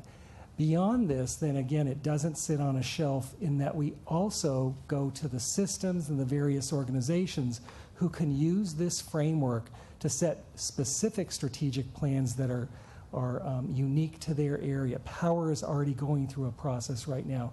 Communications and customer service have gone through a process. So taking a larger umbrella set of goals and objectives and streamlining them to their specific area and focusing on a little bit more of a narrow set of objectives and then accomplishing them. So again, this is not static. This is something we'll look at every 6 months, and I'm going to present the first one, and so that you know where we're going, what we're looking at, and what we plan on doing. So the first one is basically why have one. It sets forth, again, everything I just said, helps us measure success, and helps us to be flexible and agile to the ratepayers in a number of different areas. What is our mission statement? So as a group, the LA Department came up with the Los Angeles Department of Water and Power provides our customers and the communities we serve with reliable and cost-effective water and power in a customer-focused and environmentally responsible manner. It really covers what most power and water providers have in their mission statements, which is safe service, reliable service, cost-effective, environmentally responsible, and customer-focused. And those are our main points, again, that are in most mission statements because there's a similarity between water and power delivery. But again, looked at what we thought was very important to our customers and included those in our mission statement. We then came up with a vision statement. And the vision statement is much more aspirational, kind of the perfect world statement. In a perfect world, what would we want? What do we aspire to? And that's and we looked at 5 years. You can set, 50 years from now, but that's just kind of moot because no one will be here in 50 years sitting at this table, at least. By 2021, I hope you're still here, just not sitting at this table. So on a beach with Don't worry. with a Mai Tai somewhere. By 2021, the Los Angeles Department of Water and Power will be trusted and valued by our customers and recognized nationally and globally as a leader in innovation and environmental stewardship. But having that vision is not too relevant if you don't say what sort of measures could we have, what sort of benchmarks that would show we're moving towards that aspirational effort. So we then, as a group, came up with what some of the key targets and success measurements would be. And again, it's not meant to be comprehensive. It's meant to be just what are some things that might mean you're moving towards your vision. And so by 2021, we'd meet 100% of our performance metrics that are identified in the class action lawsuit, meet 100% of our rate case performance targets, attain the top quartile in benchmarks, or at least 90% in all of our customer satisfaction surveys, meet or exceed all local, state, and federal energy efficiency, water conservation, and sustainability goals, be recognized locally, nationally, and globally for innovation and environmental stewardship with awards, grants, presentation opportunities, and publications. I'll explain the last one a little bit. You can say you're innovative all you want internally, but you have to be recognized externally for others to then say, hey, that's an innovative approach. That's something that we like to emulate. You've created a best practice. So that external recognition on innovation helps us know that we are creating approaches that are viewed by others throughout the nation and the world as being something they want to emulate because it's a best practice. So beyond that, we then looked at core values, and there's a number of them. Transparency, safety, reliability, accountability, exemplary customer service, integrity, innovation, equity, fiscal responsibility, and professional excellence. Then finally, what 5-year goals would we have that would show that we have a direction that we want to go, that we want to share with the public, that we want to tell them are important on a department-wide basis, and then can be used by different components throughout the organization to move forward and create, again, more specific plans to meet these 5-year goals. These are not in priority order, so they're never meant to go from 1 to 7, 1 to 8. They are all equally weighted. Provide exemplary customer service. Maintain competitive rates while remaining financially stable. Increase organizational effectiveness, efficiency, and innovation. Implement 100% advanced or smart meters for water and power. Increase the reliability of our water and power infrastructure. Achieve 0 injuries for our employees and the public, and be a leader in environmental stewardship. Again, this is reviewed every 6 months. If it looks like something can be attained faster, we do that. If it looks like something might need a little more time, we adjust that. Again, because if you don't have a strategic plan that can be adaptable, then you've created something that's not of much benefit. So we will now, at this point, set the KPIs that we need to in the various organizations. Many of them already exist, but if there's some additional ones we need, we'll create those. We need to communicate this throughout the organization and to the public. And then this one was just, we were looking at the ballot initiative and, again, had this prepared and distributed before it was completed. So did monitor the progress of that, but again, now that we know the outcome, there are some things that we can still move forward with reforming and making the organization more efficient, that we will. As a final step, I just included how it looks like as we create then objectives and an implementation. This is pulled from the customer service and communication strategic plan, and it's just the by when, who will do what the status is, and the comments. And this is what we again look at with the goals and the review every 6 months, so that we keep moving forward one step at a time, because that's how you improve, is one step at a time, one improvement at a time, incremental, positive change.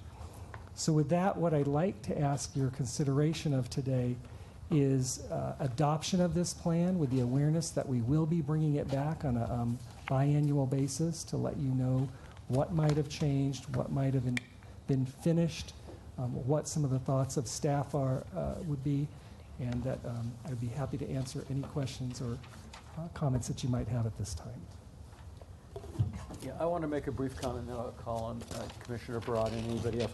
I want to compliment the general manager for his leadership on this. I think it's extremely important. It goes in a very important direction. And my one comment is, I hope we don't nitpick this.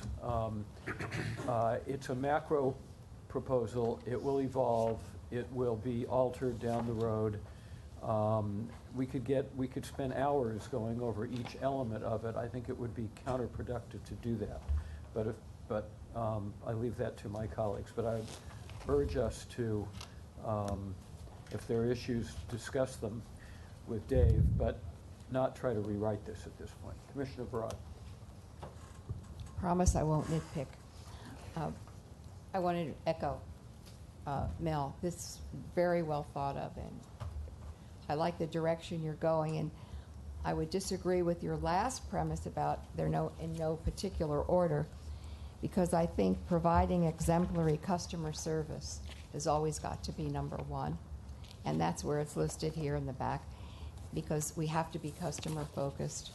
I think that's been part of the problem with the history of DWP, is that we're perceived as not being customer focused, and we were ranked pretty low on customer service. And there's been, I know since I've been on the board, an enormous change in the whole idea about putting customers first. And I'm so glad that it's listed first. I would keep it first. The only other thing that I wanted to mention about this is that I think one of the things I'd like to see in a strategic plan is that we let the public know our successes. I think that we become more reactive than proactive. And when we have successes, I think we need to talk about it. If you don't let people know, I mean, you mentioned about how we're viewed by others. just as an example, we now have this program where a contractor goes out and looks at your air conditioning and sees how it's functioning, make some changes if necessary. And I've heard from more people in the community who have used this and said it was wonderful. And 2 weeks ago, they came to my house. And I was just amazed at what they did. In fact, they told me, cut down the bougainvillea on top because you're not getting the air circulating. It's drawing it down instead of up. They told me all different things to do to save on power. And I thought, why don't people know about this? This is DWP, and this is what we need to communicate out there. Some of us know about this program, but we need to let others. And I think there's probably a lot of programs like this that we could mention. I know somebody had a leak, and somebody came out. I talked to somebody in the market. He came. They were great. They told me where the leak was. I never knew it was there. Save money. We need to, I think that should be part of our strategic plan, is a proactive marketing on the part of DWP to let the community know the good things that we're doing and that we actually do put customers first. It's not just rhetoric. We do put customers first. Other comments, other questions? I simply want to applaud the time that you've taken, not only just to outline this, but the actual work that you and your predecessor did to actually make this a living document. Having served on this board for over 6 years, I have worked alongside many general managers, and without a doubt, when General Manager Edwards first began her position at the department, the public outreach of gratitude for her actually being more transparent, meeting with the public, was really, really borne on, and you've carried that through. And as GM now, you really are representing really what I think ratepayers desire and appreciate. So I applaud you. Thank you. Brief comment? Dr. Pickle. Again, I also want to compliment them, the DWP management team, for getting this out. This has been talked about as a next quarter project since 2011. And it's wonderful that by limiting it in scale, you've gotten it out there. Yes, there'll be details that need to be addressed in business plans, in budgets. What's proposed isn't necessarily in the rates or budgets, but we have time to adjust those things. So thank you for getting this on the table.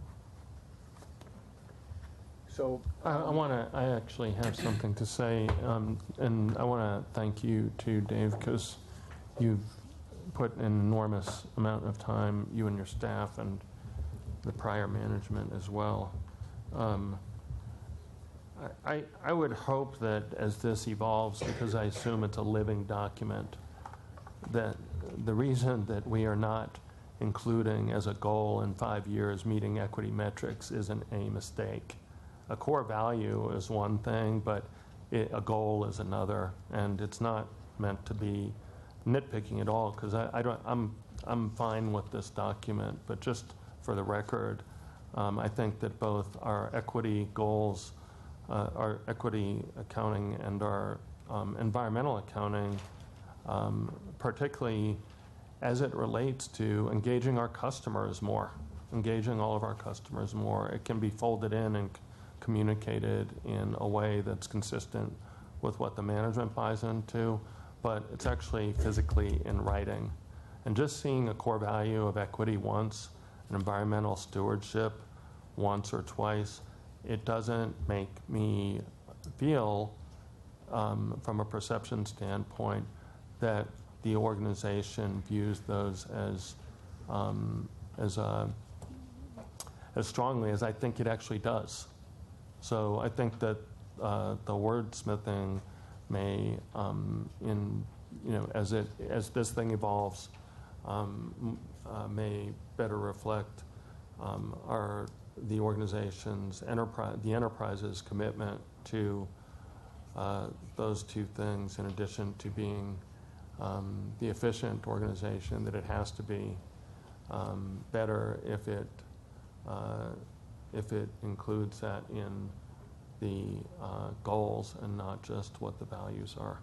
We will absolutely discuss that again at the next setting. I do want to reassure you, it actually was a significant topic of equity metrics, and right or wrong, or the management felt that it's in every one of our goals.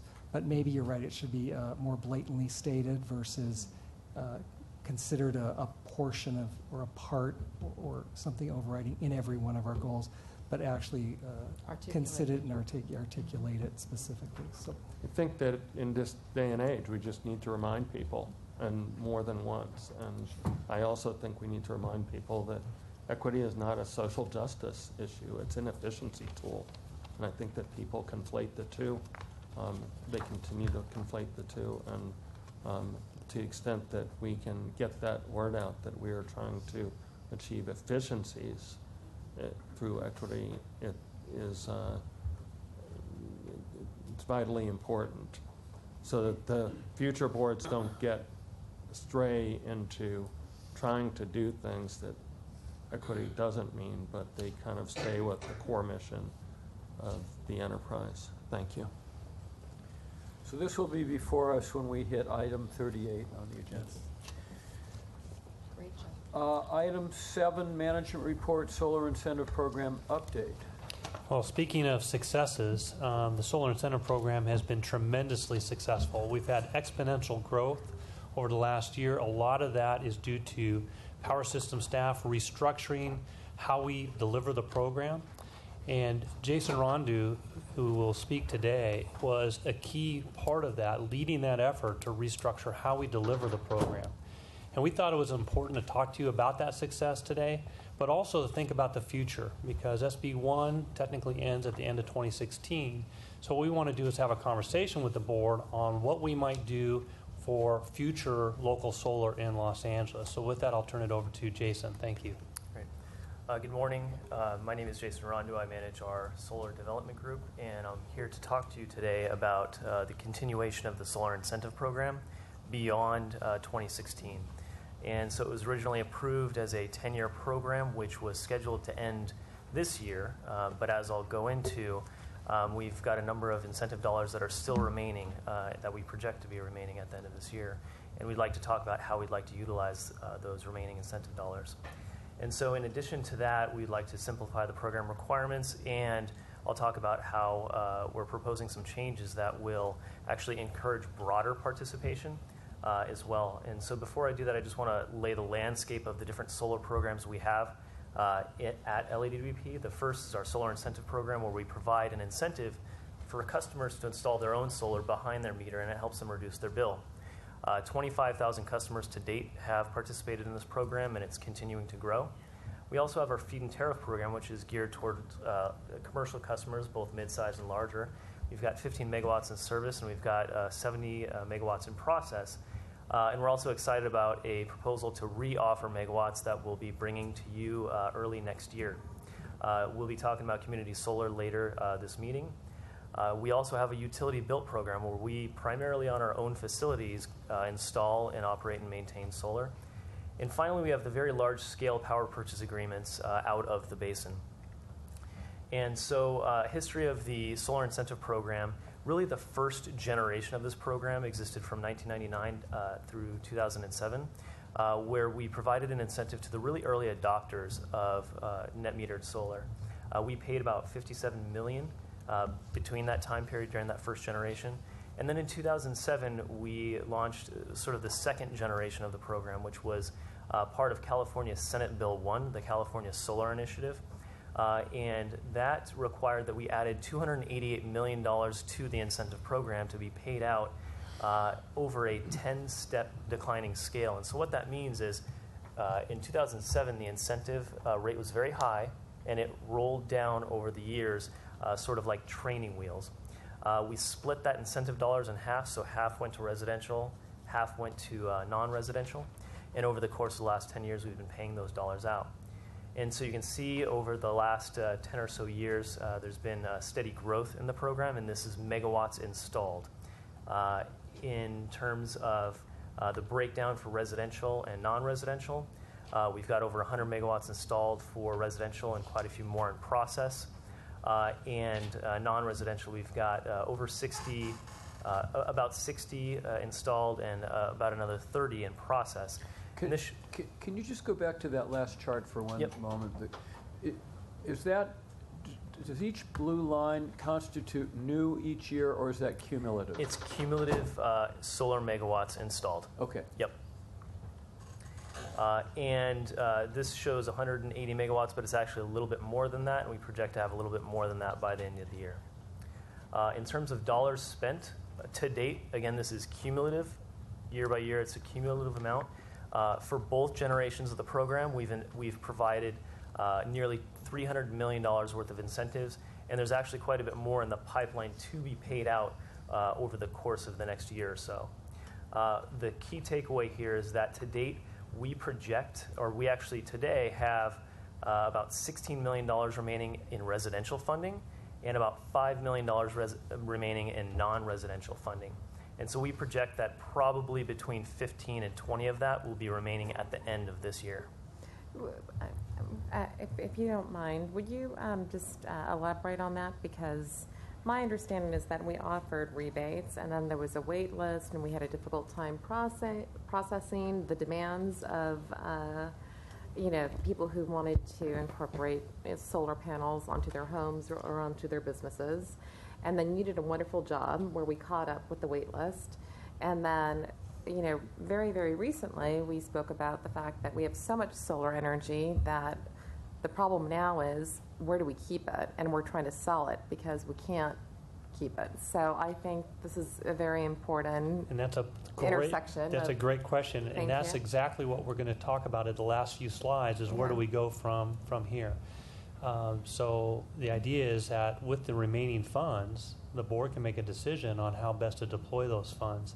And Jason has some good ideas. So hold tight just for a second, and we'll get to that. And I apologize. I thought we were capped out. I thought we really were curtailing the rebates and the money that we had just because we could not keep up we are not with capped the out. We're not demand. slowing things down. We're going to push it as fast as we can go until the end of the year, where technically the program ends, and then you have decisions on how you want to extend the program, change the program, et cetera, moving forward.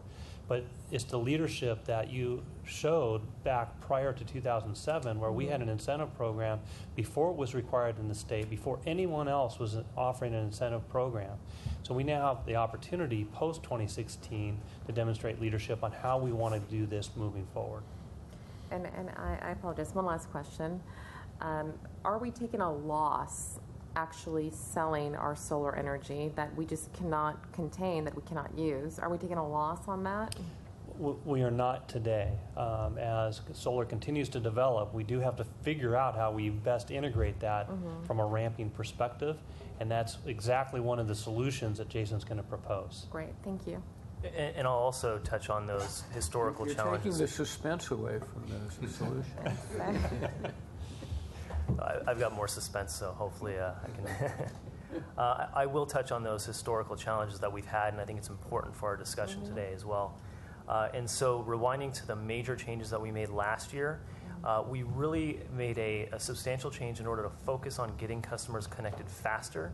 We had backlogs. We've had backlogs, dating back to 2014 when the program was in its toughest shape. And so what we did is we separated the incentive and interconnection process. So customers can get interconnected, their system can be on and generating electricity, and we can worry about the incentive later and worry about all the paperwork, processing, review, and all of that later. We also started the fast-track interconnection process where very simple systems can get interconnected very, very quickly. And we also did automatic incentive reservations for residential customers. And all that means is when they ask for a rebate, we instantly save that for them and acknowledge to them that we've saved that rebate for them, so then they can go out and purchase the system and actually install it. And then finally, we made funding available to commercial because we had projected excess funding for residential, and we had projected that the commercial program would end last year. And so we added a little bit of money to commercial to keep that program alive throughout the course of 2016. And Can I also interrupt? We used to hear, and I haven't heard recently, but we used to hear a lot of complaints about how long it took from the time someone applied to the time it got connected. How long does it take now? So the very next slide, I feel like you're reading my mind here. The very next slide shows the last 3 years worth of performance for 2 key steps in the process.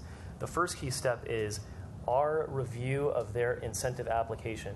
And the reason that's important is we're doing that while the customer is waiting to turn their system on. And so that means a lot to the customer. And the second, and that's represented by that red slice. And the second piece is the blue slice, which is how long it takes us to install a meter.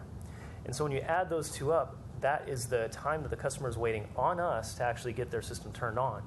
And so back in early 2014, when the program had seen a very large growth in participation, we also had very rigorous paperwork requirements that were instituted by the state that were required for this program, which were very good but also very administratively burdensome. And then over the course of a couple of years, we made some strides. It would have been fantastic to see those strides happen quicker, but nonetheless, we did make some substantial progress. And this vertical line represents those major changes that I just talked about.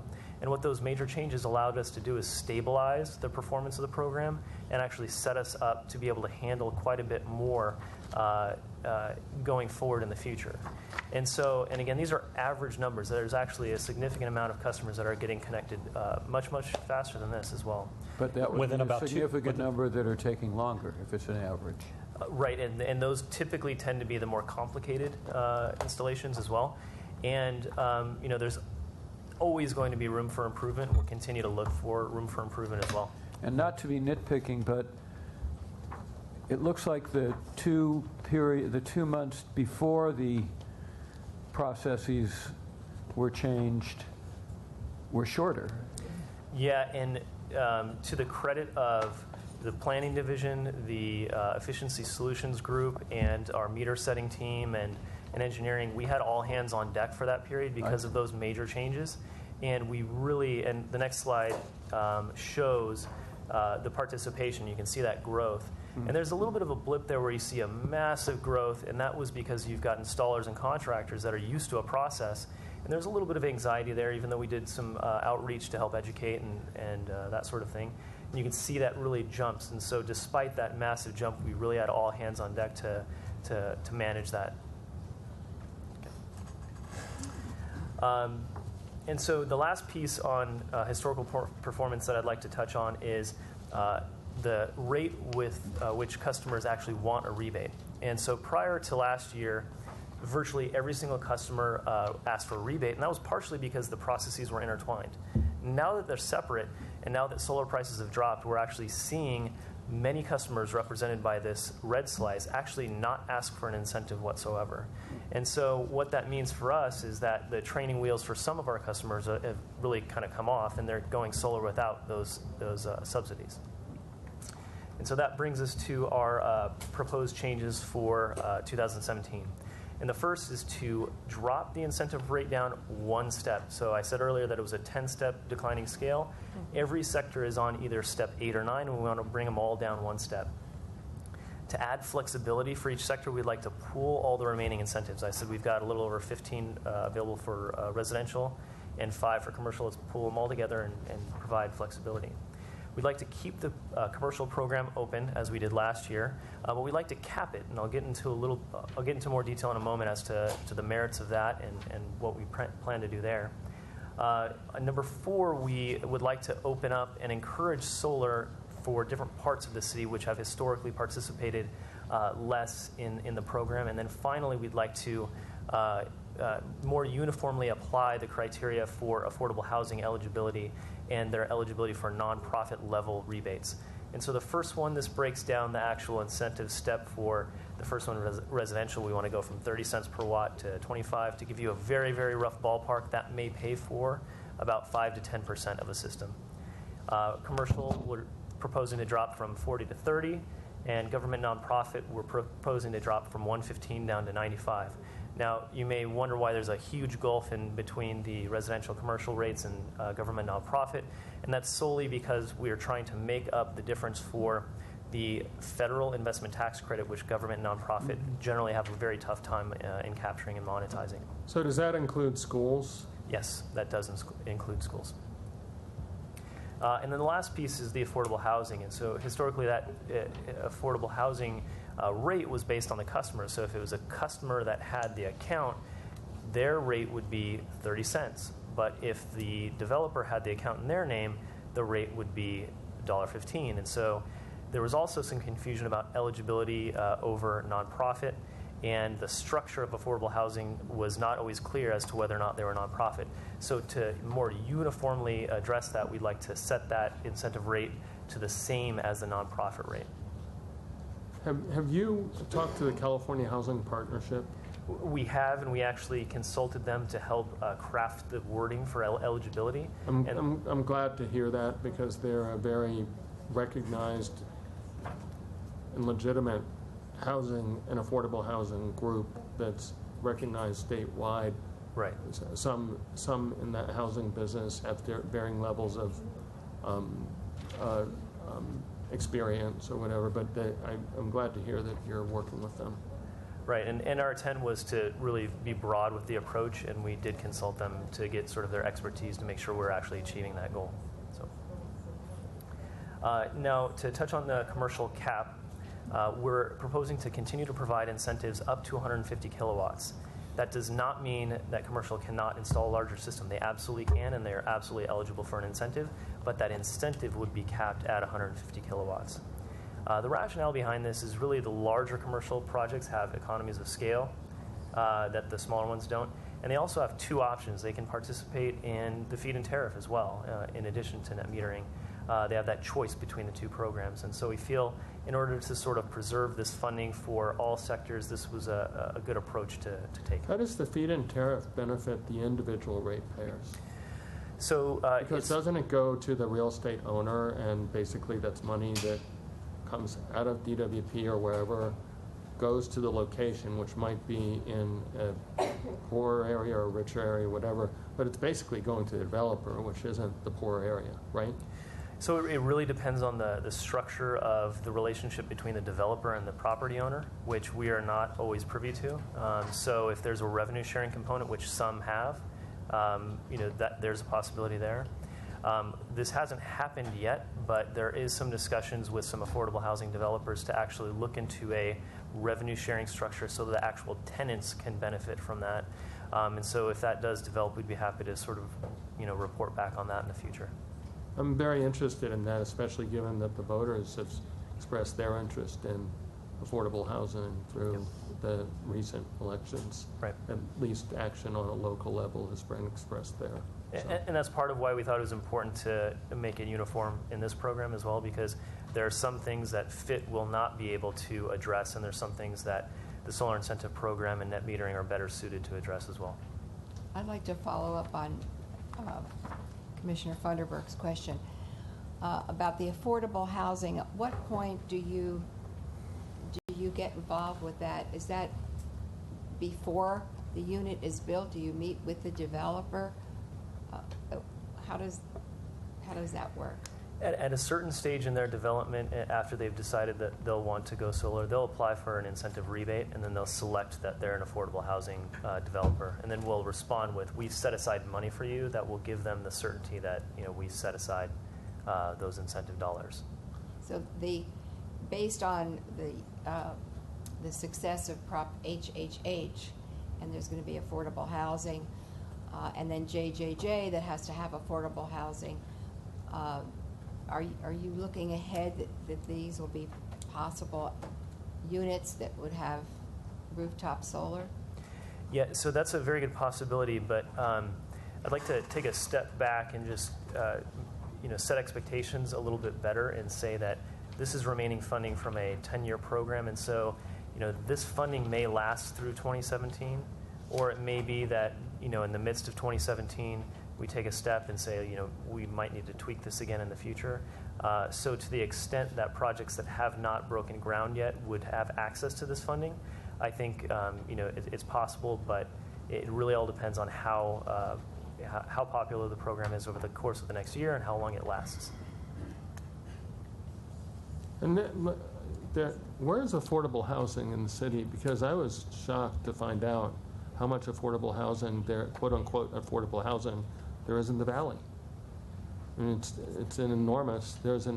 I attended the DWP advocacy meeting 10 days ago and spoke with a member of Bank who was in the Northeast Hills or North Hills Neighborhood Council, and there's an enormous amount of. I think it would be helpful for us to know where this is as well. Okay. Yeah, we can definitely take a look at that, and we actually have some historical records of participation in the past that we can take a look at. Is there some kind of a map that pinpoints where affordable housing is throughout the city? There may be, but I personally am not an expert in that, which is partially why we did consult experts. So I can certainly look into it, but I don't know if that exists. Does someone have that? We'll ask our real estate group to take a look at that and see if we can get a map made on affordable housing. Okay. On the next item, and so this is an important piece of this proposal as well, which is there have historically been several zip codes that have participated very lightly or not at all in the solar incentive program. And so a lot of megawatts have gone to certain parts of the city, and I think a lot of stakeholders have sort of recognized that inequity.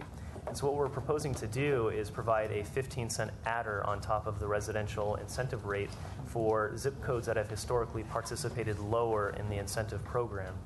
And so there's a grid benefit to that because now we have megawatts spread out more evenly over the distribution grid. But then there's also a relationship with the poverty index as defined by Callen-Weier's-Screen. And so what that means is about 70% of the customers that would be eligible for this incentive adder would be from areas which have very high poverty levels, again, as defined by Callen-Weier's-Screen's poverty index. Okay. And then we've talked at length already about the affordable housing eligibility, but just to recap, to date we've provided $3 million worth of incentives. We have a little bit more in process. We believe with these changes, I think we'll get a little bit more as well over the course of the next year. And then the next steps. We are seeking approval for these changes that we've discussed in December. If approved, we'd launch the revised program on January 1st. Over the course of the next year, as Michael Webster mentioned, we'll be evaluating several programs that assess whether or not there are certain grid benefits of pairing solar and storage, and we'll be evaluating whether or not and to what extent we would provide an incentive for that. And so that development work is in process and to be launched in late 2017. And so with that, I'd be happy to answer any additional questions. Well, I'll just compliment you and thank you. Very, very impressive. Thank you. Questions, comments? Thank you very much. What- Great job. Dr. Pickle, sorry. Brief comments. There's a debate going on in the utility industry. On one side, we've heard plenty from it's solar perceived as a threat and a downside, and that on the other hand, it's also an opportunity for many more utility customer contacts associated with installing a solar system that are an opportunity to show what we can do and how cooperative we can be. And out of other deregulation efforts, that's shown to be very important to have those on a positive basis, because if a utility is seen as restricting access, that hurts them in the long term. That's based out of experience in the gas industry deregulation. The changes that have been made to the solar incentive program to speed up the process and make that customer contact process better are important and will actually serve us very well in the long term. I think the other improvements to the solar incentive program will help us in the long term. We're just starting down the path of community solar with a pilot program that has a limited range of alternatives shown. I think we should look to expand those alternatives in the long term. Things like adding these storage programs will help both the solar incentive program and the community solar program. So I think we should keep moving forward and not lose sight of the important customer service aspects of dealing with the customers in a very positive way in this context. Thank you. I also forgot, I understand there's a speaker card. Is there still a speaker card for this item? Yeah, let's see. It was for Joe McLaughlin. Is he still here? Joe McLaughlin? Okay. No, I guess he went ahead and left. Thank you very much. Oh, you're welcome. Thank you. Council? At this point, we will recess into closed session, and then we will reconvene from closed session to complete the remainder of the agenda and report any reportable actions taken in closed session.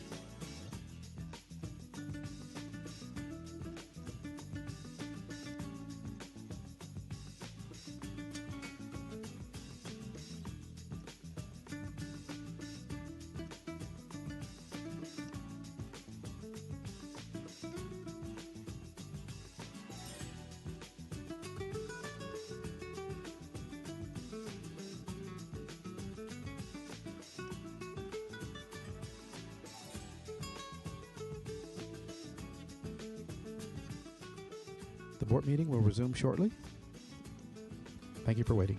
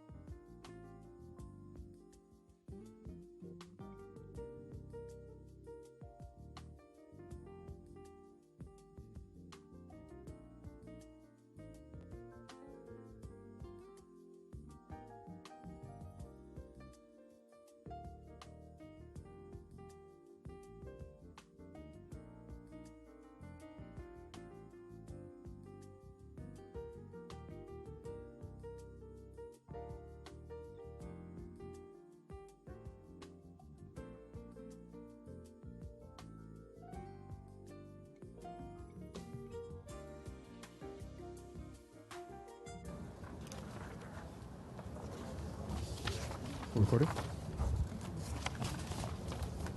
Barbara, ready? I think you said ready. Meeting will come back to order, please. We're on item 9, monthly report financial services for August. Be happy to answer any questions. Any questions? No questions. Thank you. Good report. Informational report, quarterly status report on water quality regulatory compliance projects, first quarter, July 1 to September 30th, 2016. Water quality regulatory compliance. Right. Will you have the report in front of you, and I'll entertain any questions. Any questions? Hearing none. Item 10, discussion with neighborhood council representatives on any neighborhood council resolution or community impact statement filed with the city clerk which relate to any agenda item listed or being considered on this agenda for the Water and Power Board. There are no community impact statements or formal positions were filed by any neighborhood councils on the items on today's agenda. Okay. We move to approval of the minutes from the special board meeting of October 25th, 2016. I would like to speak to this. Commissioner Noonan would like to speak to this. No, and I actually find this very disconcerting. As all of you, as my fellow board mates, commissioners, we receive updates on articles relating to Department of Water and Power. There's no question that I have been a swing vote several times. I've been very boisterous against Figueroa Plaza. And I typically have tried to keep a low profile, but given that this has received a lot of press, somebody sent me an article by City Watch a few days ago stating, oh, Commissioner Noonan, hopefully she is making a good living in real estate because she may be asked to leave this board. And I laughed, saying, okay, you know, I get paid $0 to serve on this board. I've served as a commissioner for over a decade. I've never accepted one gift, nor have I ever accepted any award or honorary title, just to keep things clean and pure. And I've dedicated the past decade of my life to researching issues, studying them, and voicing my opinion, whether it's popular or not.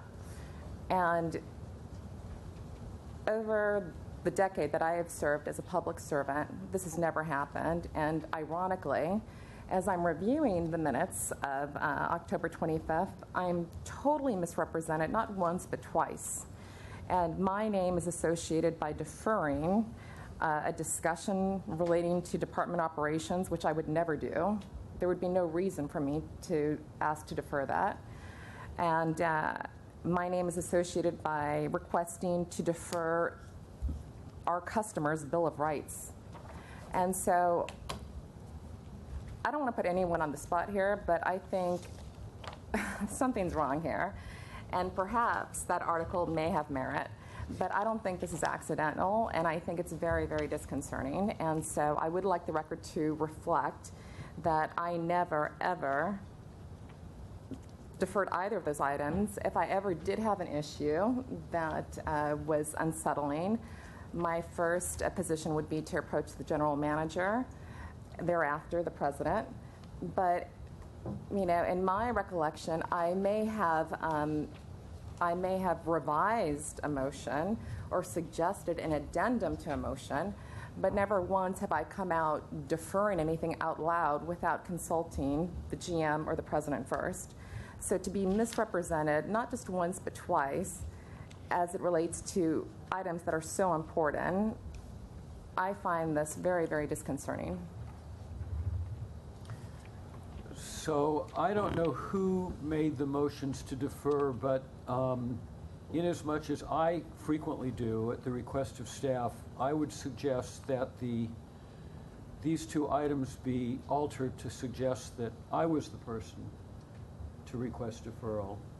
I'm not sure if I was or not. Well, I'm happy to do that. This was so unsettling to me that I actually did ask our IT people to review that meeting, and my name was never, ever associated with either one of these items. So for the record, I never, ever suggested to defer a customer's Bill of Rights, nor our general manager's department's operations. And so if you would like to review the tapes yourself and clarify the minutes, I think that would be appropriate. But I take offense to this. I don't think it was an accident that both of these items happened by accident. Well, I have no idea how this got to where it got. Mm-hmm. But I'd be happy to substitute myself as the mover of the two deferrals. I can look at the tape too and Yeah, and why see. don't you take a Yeah. look, Barbara? And if there's another change, and if it was someone else, we can make that correction at the next meeting. But for this purpose, let me move to amend the minutes that on those two deferrals that I was the mover. Because I could have heard wrong as well when the motion was made. Right. So, those in favor of the minutes with that amendment, is there a motion to approve the minutes with that amendment? So moved. Second. Those in favor of the amended approval of the minutes, say aye. Aye. Any opposed? I'm opposed because I want the record to reflect the truth, and I don't want you to guess whether or not you deferred it or not. I think the Okay. truth should read as the proper record. Well, let's do this. Let's approve the minutes 4-1, No, three, it has to be three, because I have to abstain, because I wasn't here. 3-1. And then Barbara will report back and we will correct them at our next meeting with whoever did make the motions to defer. Okay, But for now, we'll say it was me. okay. Okay. Okay. 11A, comments from ratepayer advocate on items. You want to wait till the particular items, Fred? Yes. Okay. Okay, so on items 12 through 20, we have a speaker card on item 29. Commissioner Funderburk needs to be recused from item 13, so we will pull that. Staff would like to pull a vote, and I guess I would make a motion to defer the vote, but not the discussion on item 40, which I'll move after I find out if other items are to be removed. Do commissioners wish to remove any other items between items 12 through 40 for discussion? So you're pulling 40. Pulling 40 for a vote, but not for discussion. No, for discussion, not a vote. In other words, there will be a discussion, but not a vote. That's fine. We just wanted to pull it for a presentation rather than have it on consent. Got it. But we well, didn't see what the oh, okay. We're going to pull it from the consent calendar. Yes. And then we'll see what happens. Yes. Okay. Are there other items, Commissioner Barad? 35. 35, Commissioner Barad. Oh, and we have a speaker card on 39 as well. Other items to be pulled from the consent calendar. I have questions relating to items 12, 13, 14, 15,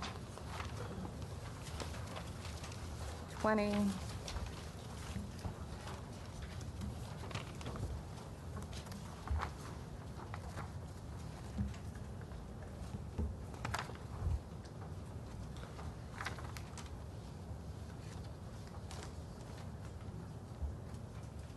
And that's it. Okay. Any others? Yeah, 15, but I think That's Christine already is already pulled. Commissioner Noonan and Commissioner Funderburk. Okay, is there a motion to approve items 16, 17, 18, 19, 21, 22, 23, 24, 25, 26, 27, 28, 30, 31, 32, 33, 34, 36, 37, and 38.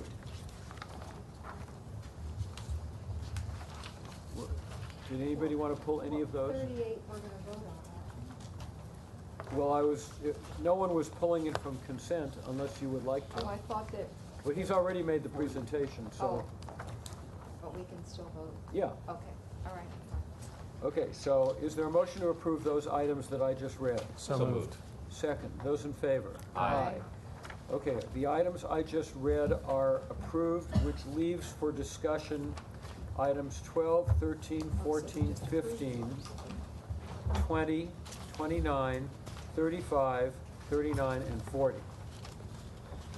Okay, we will go, I will call on these items and I will ask those commissioners, that commissioner or commissioners who requested non-consent to let us know if they want a full presentation or have specific questions asked. So we'll begin with item 12, renewal of Hoover Power agreements between DWP, the Department of Energy, Western Area Power Administration, and the Department of the Interior Bureau of Reclamation.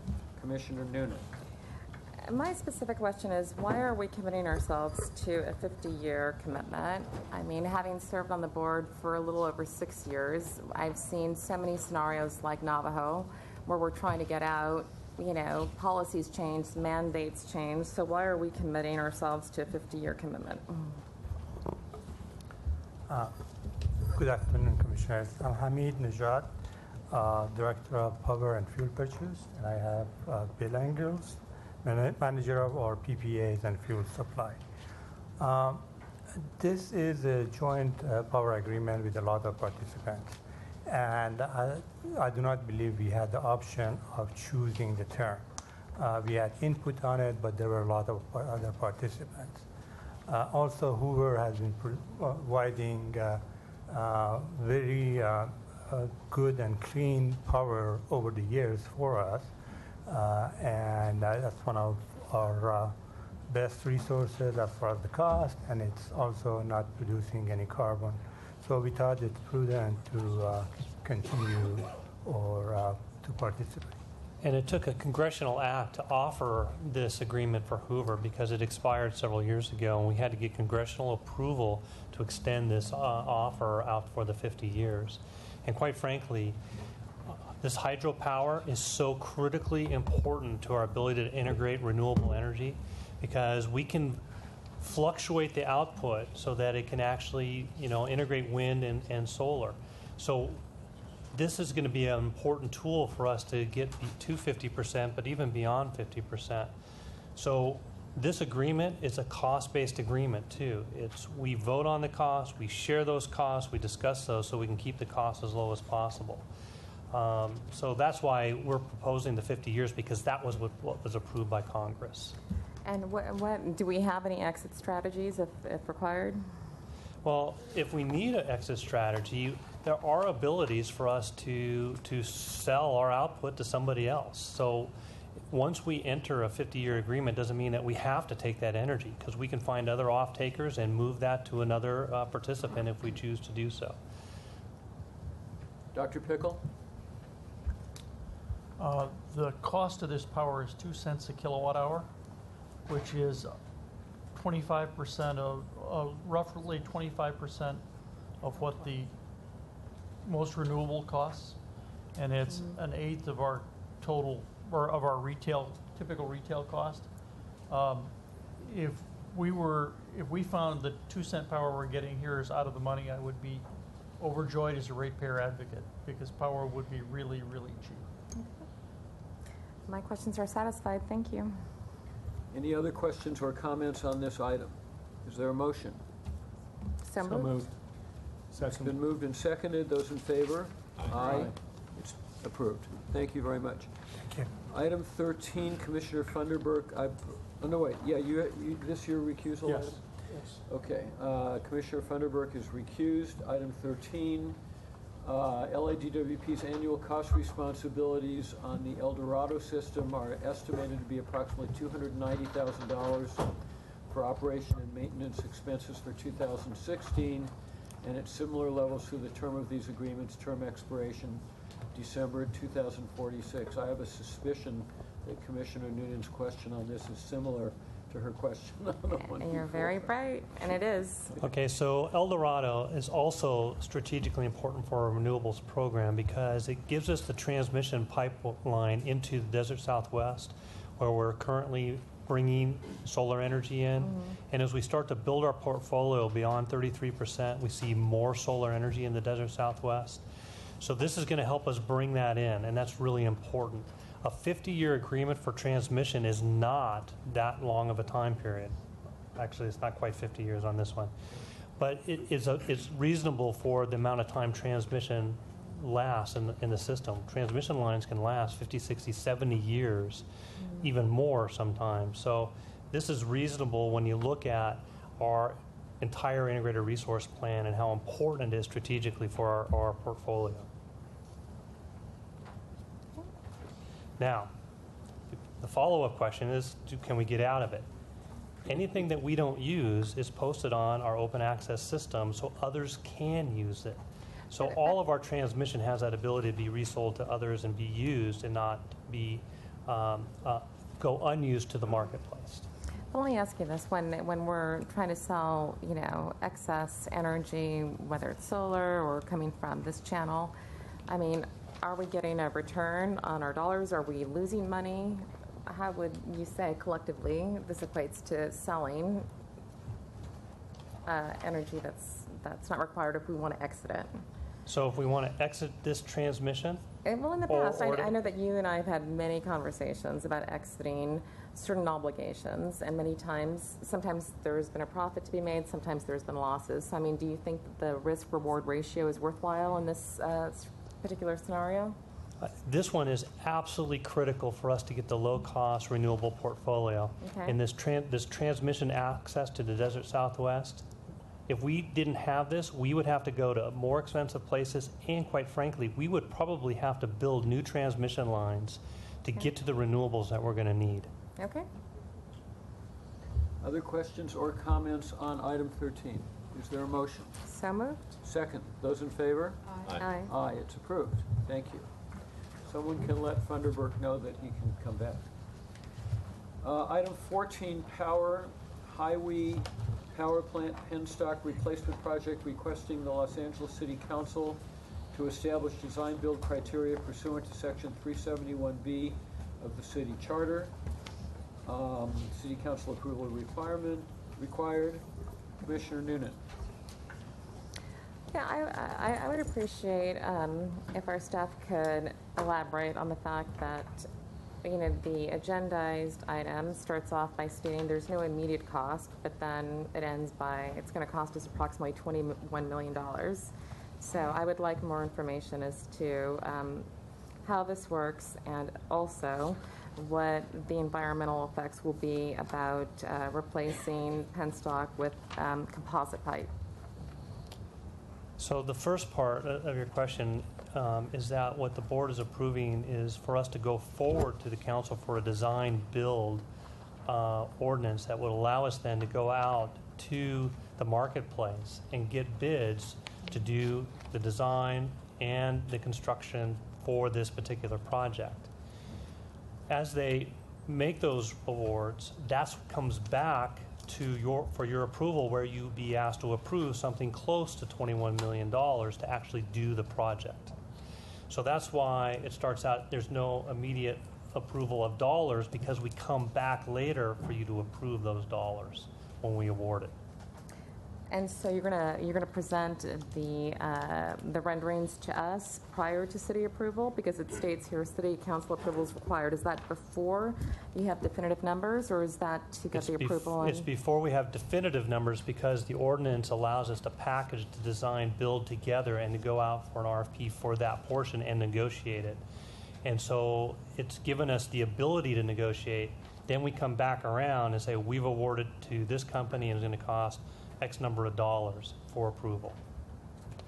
Okay, and can you also address the 10,000 feet of penstock that will be replaced with composite pipe? So that will have staff address. In terms of the pros and cons of a composite pipe, is what you're looking Yeah, and also what the surrounding neighbors are stating about, you know, are there objections? What are the concerns? Not at this point, no. Basically, Can you pull the microphone just a little closer? Thank you. We're going with the composite pipe because it will eliminate basically two main failure modes of a steel pipe, which is basically corrosion and collapsing. If we were to go with an in-kind replacement with a steel pipe, it would have to be an epoxy-coated pipe that over time will wear out, erode, and will cause corrosion. Whereas opposed to a composite pipe, it'll be kind of non-corrosive for the entire life. It also has a better what you call a hydraulic profile, lower resistance to water flow. And as a result of that, we're going to be able to use a smaller diameter pipe as opposed to a steel pipe. And that would result in like a smaller trenching, less soil to deposit or dispose of. Some of the other, I guess, pros is that there's no biofouling with the composite pipe. I'm sorry? Biofouling, any type of growth concerns with the composite pipe. Using the steel pipe on occasion, they do inject with sodium hypochlorite to kill any kind of growth, so we'll eliminate the need for any kind of chemical injection as well. And this is Karen Azari, who manages our generation engineering group. Okay, and so just to clarify, we're not agreeing to the $21 million yet because it hasn't been bid out, but we're giving you approval to start renderings. Is that correct? So it's the approval so that we can combine the design aspects and the build aspects in the RFP process, and that requires city ordinance approval to do that. But are you asking us to grant you $21 million now without? No, we're asking you to approve us packaging a design element and a build element together in an RFP. And this is typical for large projects. For example, at Scattergood Generating Station, which we just repowered, that was effective because we did the design and build together. So there was one contractor that was responsible for both pieces of the project. So you'll see the larger projects being this design build structure. And right now, we do not have delegated authority. We need to seek this authority for each of these contracts by ordinance. Dr. Pickle, did you want to comment on this? Other questions or comments? Is there a motion? I move it. Is there a second? Second. Those in favor? Aye. Any opposed? Did you vote? I think it could have been better written, but I will aye. You're an aye? Okay. We will take that comment for next time. If I'm around. It's approved. Thank you very much. Okay, item 15, which is the item on which we had the extensive public comment prior to the closed session. Community Solar Program, Phase 1, Solar Rooftops Program, and Lease Agreement. Commissioner Noonan? Okay, well, I want to start off by reiterating that I commend and I stand side by side Commissioner Funderburk with really feeling passionate that equity is well recognized and considered throughout Los Angeles. And so I do not want to take away the principle of this request. However, I'm a business person, and we're talking about 400 homes. I did the math. 400 homes, and which will cost ratepayers $12.9 million. So basically, we're subsidizing over $32,000 per each of these homes. And the 400 homes doesn't even come close to addressing the 200,000 eligible customers. The fact that IBEW is controlling this job, I don't know if it's because of their fees, whatever, but the math just does not work out for me. So, I mean, if you can change my opinion, please do. I'm totally for this on principle, but as a business proposition, as a rate advocate and representing all ratepayers, I cannot vote yes on subsidizing $32,000 for 400 homes, individually for 400 homes. It just doesn't pan out for me. So let me introduce Louis Ting, manager of our planning development organization, and Michael Buck. And so you've looked at comparisons with the solar incentive program and how this does compare. So if you could address that, I think that would be helpful. Sure.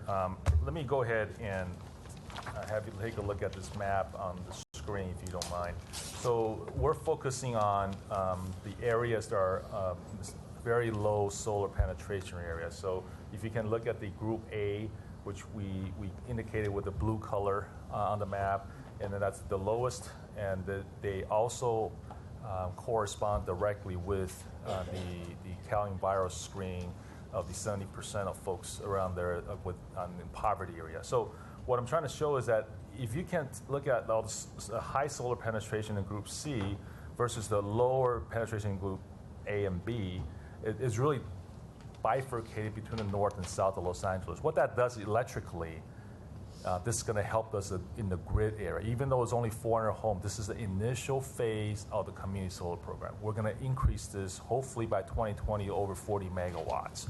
So the grid balancing is one of the benefits for us for electrically for our system. That's one of the benefits to be shared. And in addition to that, the energy that coming back to the grid is shared with all of Los Angeles. It's not just for that particular home.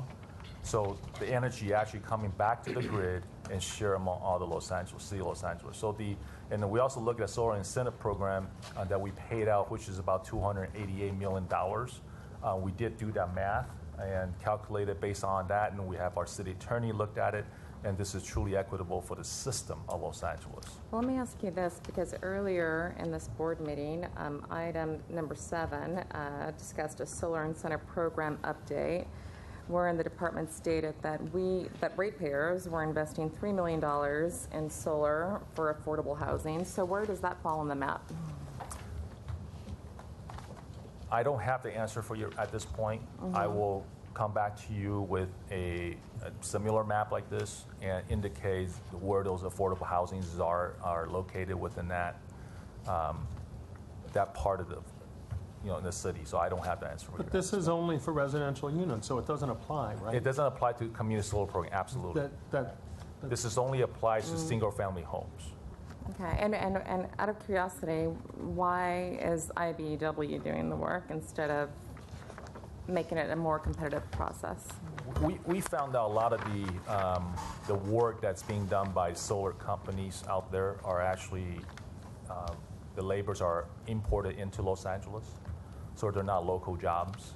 So a lot of the work that is going to be done, well, actually all of it, is going to be done by folks that are in the department. I know a lot of local solar companies. I can introduce you to them if you'd like.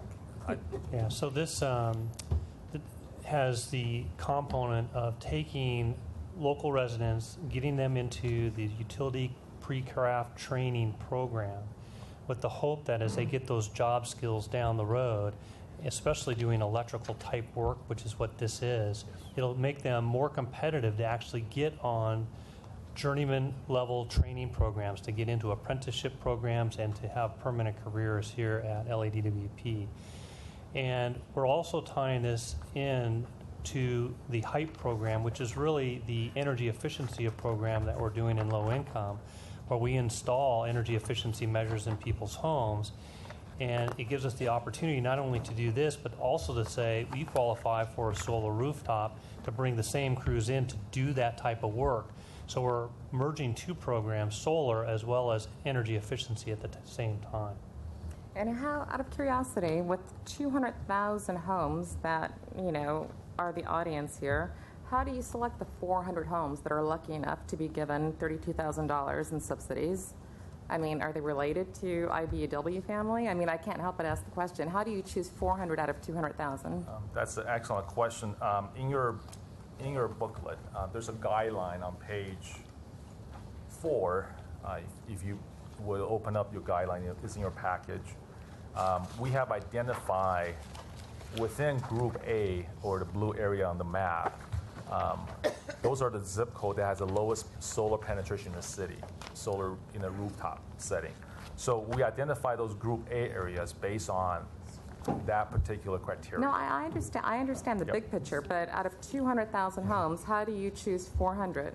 Right, and again, based on the penetration area and also based on the enrollment process. So once the program is open up for everybody can apply in the city of Los Angeles, we'll prioritize based on Group A, B, and C, and based on those criteria. But it's also supposed to be based on, as we're starting to deploy the HYPE program and we're making the phone calls in a neighborhood, those are the customers that would be marketed to first for installation of solar. That's correct.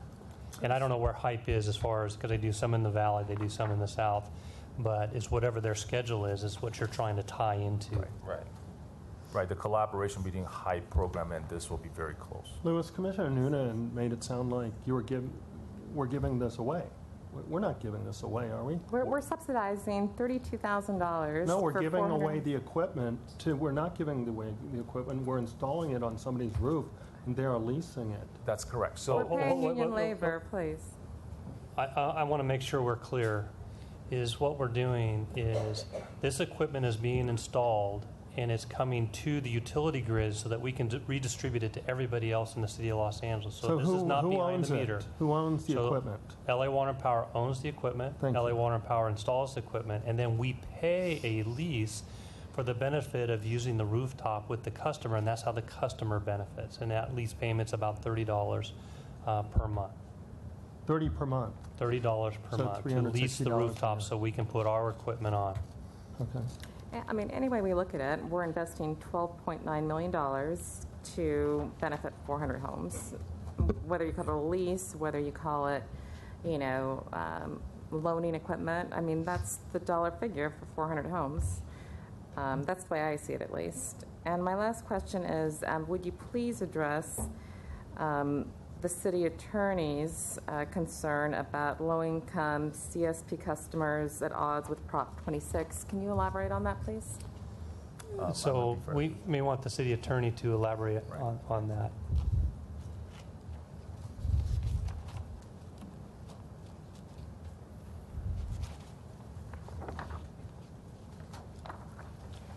We just wanted to make clear that this maintained as a incentive program, and that the entire system benefited from the incentive program as opposed to an individual. So that was our concern in this program, is crafted such that it is a system-wide benefit.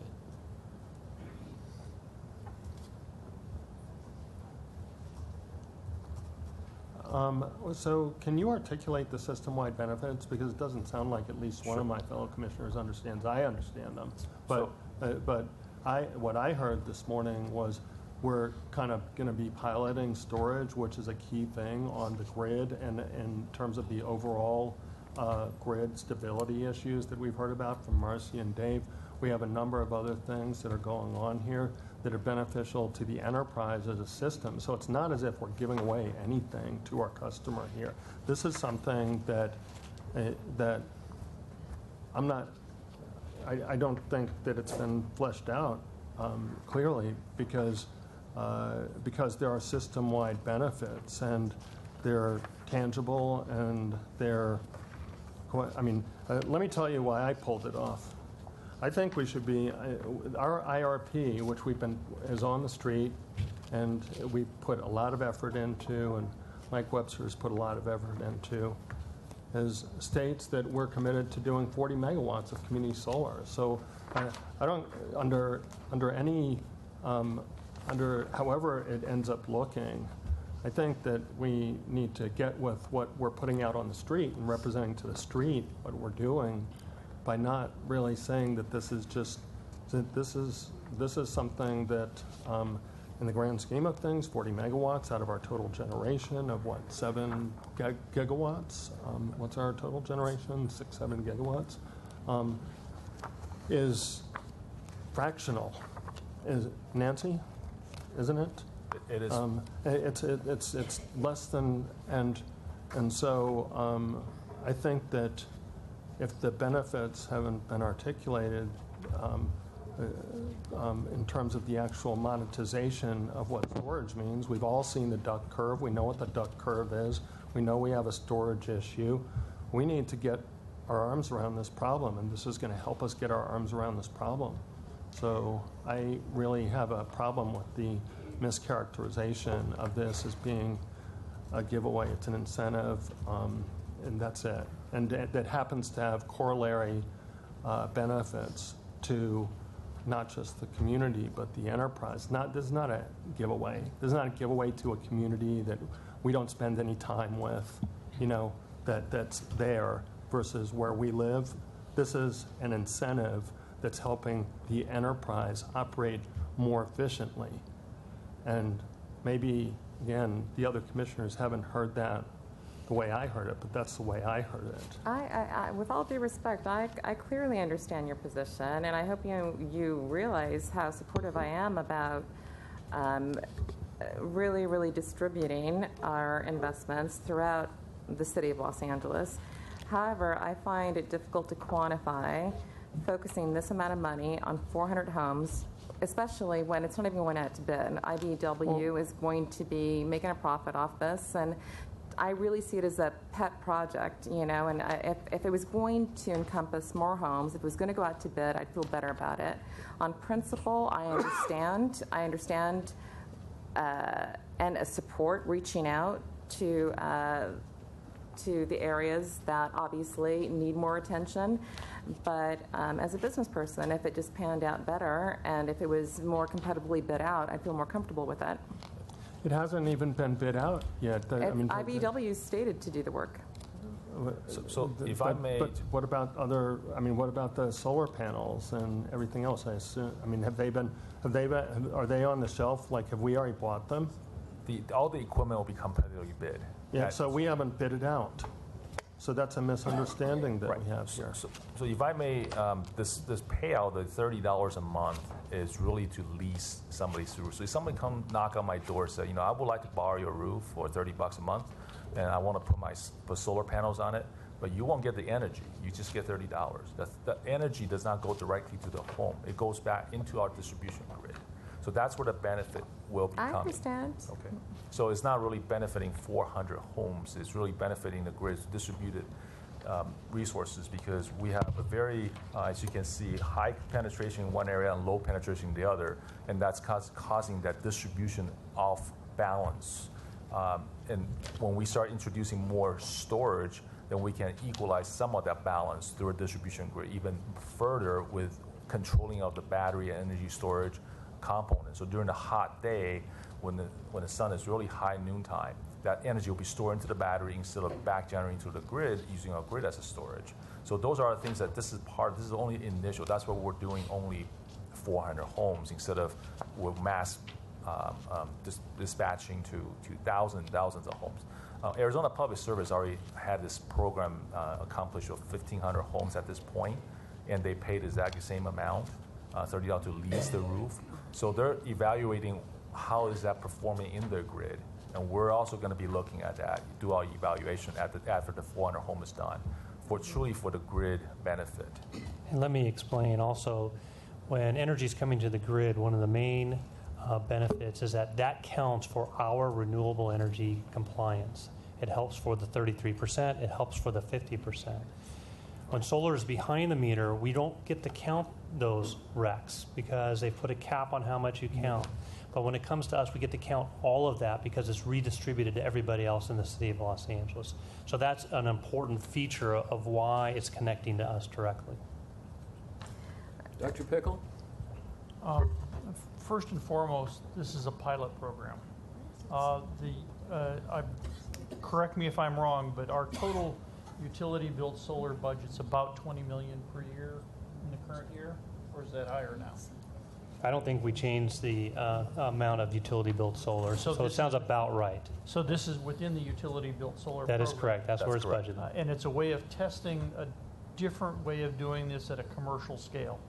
And the question is, and we'll get to take a sharp look at it when they're through the 1 megawatt goal, is how well did DWP do in comparison to the market in putting these facilities into place? And did they see improvements where they were getting closer to market as it went on? And I think it's important for them to have that test.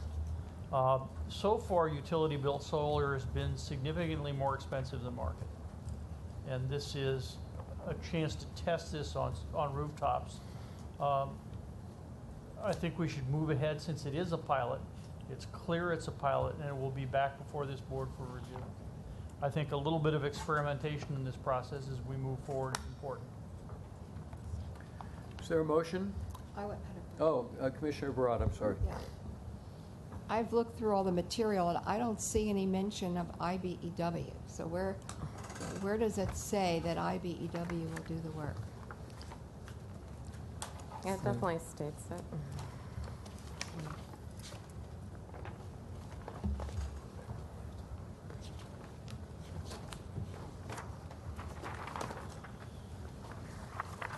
It does state it. Why don't you just ask the staff so they can confirm Well, it? the UPCT program, which is funded in part, was funded in part by ABW. Those people actually do the work. And just because IBEW funded that off the ground, DWP continues to support the UPCT. I think that it's, I think that's wrong, actually. You think it's what?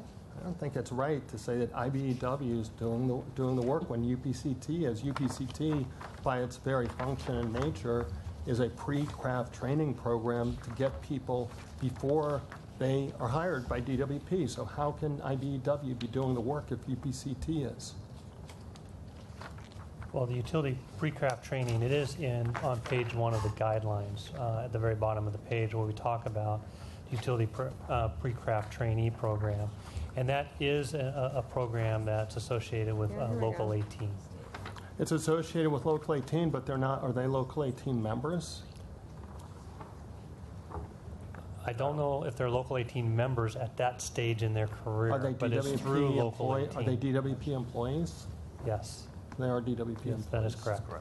And just to clarify, I reviewed all of the notes, including a letter that we received by Repower LA.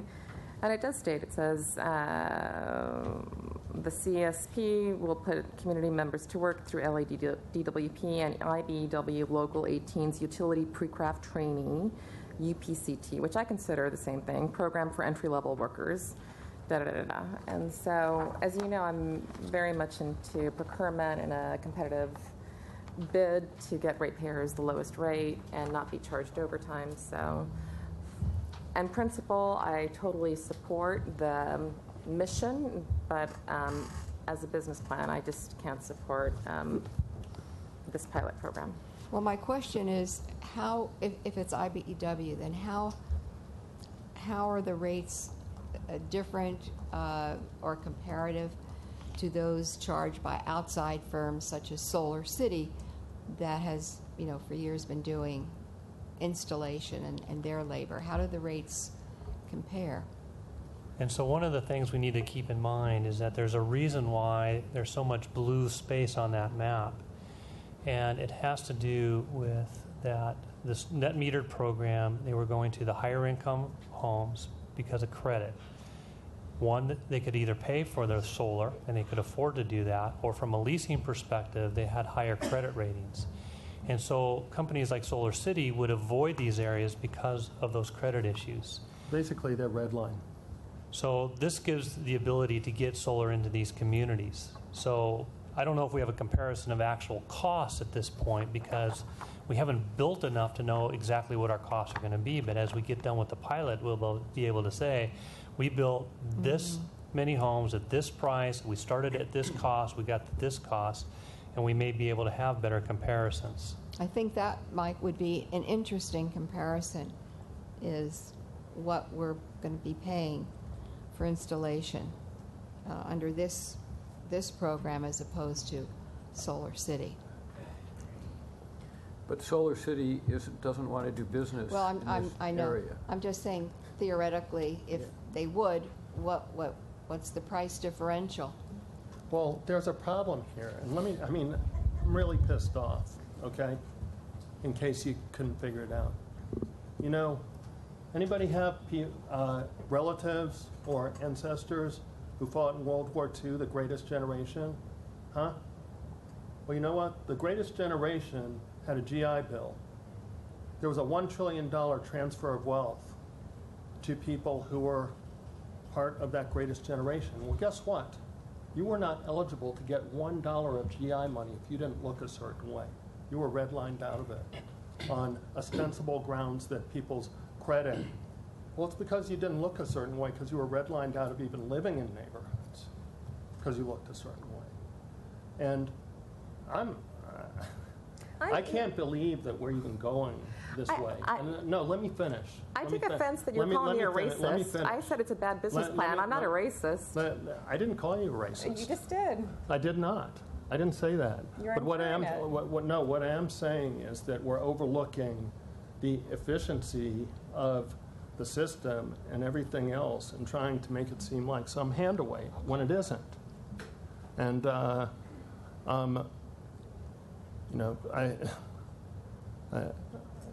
I'm supportive of this, and I'd like to see it amended to include what our integrated resource plan has, which is 40 megawatts for community solar. That's what we put out on the street last week and the week before. So how can we be going against what we've already put out on the street? And I think that legal can come up with some way of not committing us to that 40 megawatts to give the utility flexibility, but That's what I'd like to say. Well, why don't we keep this as the pilot program that it is at this point? And candidly, I think it plays into and reinforces the entire concept of equity metrics, which is an important component of it. And then let's see how it goes, and then we can build on that. How do we square what we are already committing to of 40 megawatts of community solar with the fact that we're not expressing that in this resolution? Yes. Concerning the 40 megawatts, that was for both the rooftop solar and the shared solar. So we plan to do a lot more megawatts on the shared solar. But this just came first because we had a freedom to do it. So if we approve the integrated resource plan, 40 megawatts that's being put out there to the community now? The 2016 IRP will come to the board sometime in June. Well, it'll come to the board as a presentation. That's okay. So Shannon popped up because I think we need to correct maybe one of the statements I or staff made related to Local 18 and the UPCT. Correct, Shannon? Yeah, I just want to, for the record, the UPCTs are DWP employees. Okay, Local 18 does represent the classification, but they're our employees. We pay their salaries, we pay their benefits. We are involved in the training program. We're involved with getting them to be able to matriculate into civil service positions at some point. And my understanding is UPCT employees have gone through, 8 or 9 classes, and they've actually been used by other DWP on other things. Yes, we have a rotational solar program. Including solar. That is correct. Solar. So they're already being used by DWP on solar issues. Many have gotten permanent jobs at DWP and have qualified for tests. Many have gotten jobs in the city because they qualified for those tests and gone to the city. But the UPCT program is a rotational program. Commissioner Funderburg, you're correct. We've had UPCTs work on solar. So it's not new? No, it's not new. In fact, they've been doing it for quite some time. So we've already approved it?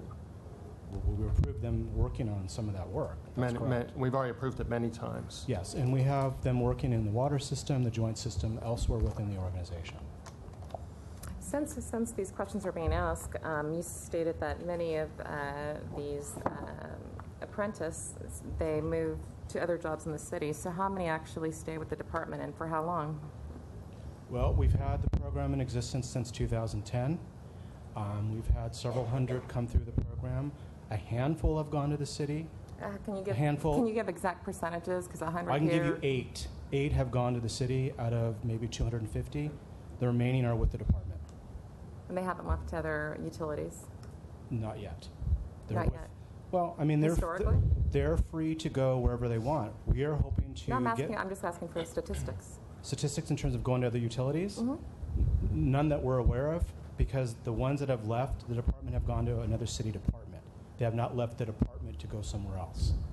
No, you're saying they may have left the city of Los Angeles to work for another utility. Is that what you're saying? No, I'm not saying that. I'm saying that the 8 employees that have left the department have gone to other city departments, not to other utilities, other city departments. And you're referring to 8 people during 1 year or during what time? During the course of the program. It's been in existence since 2010.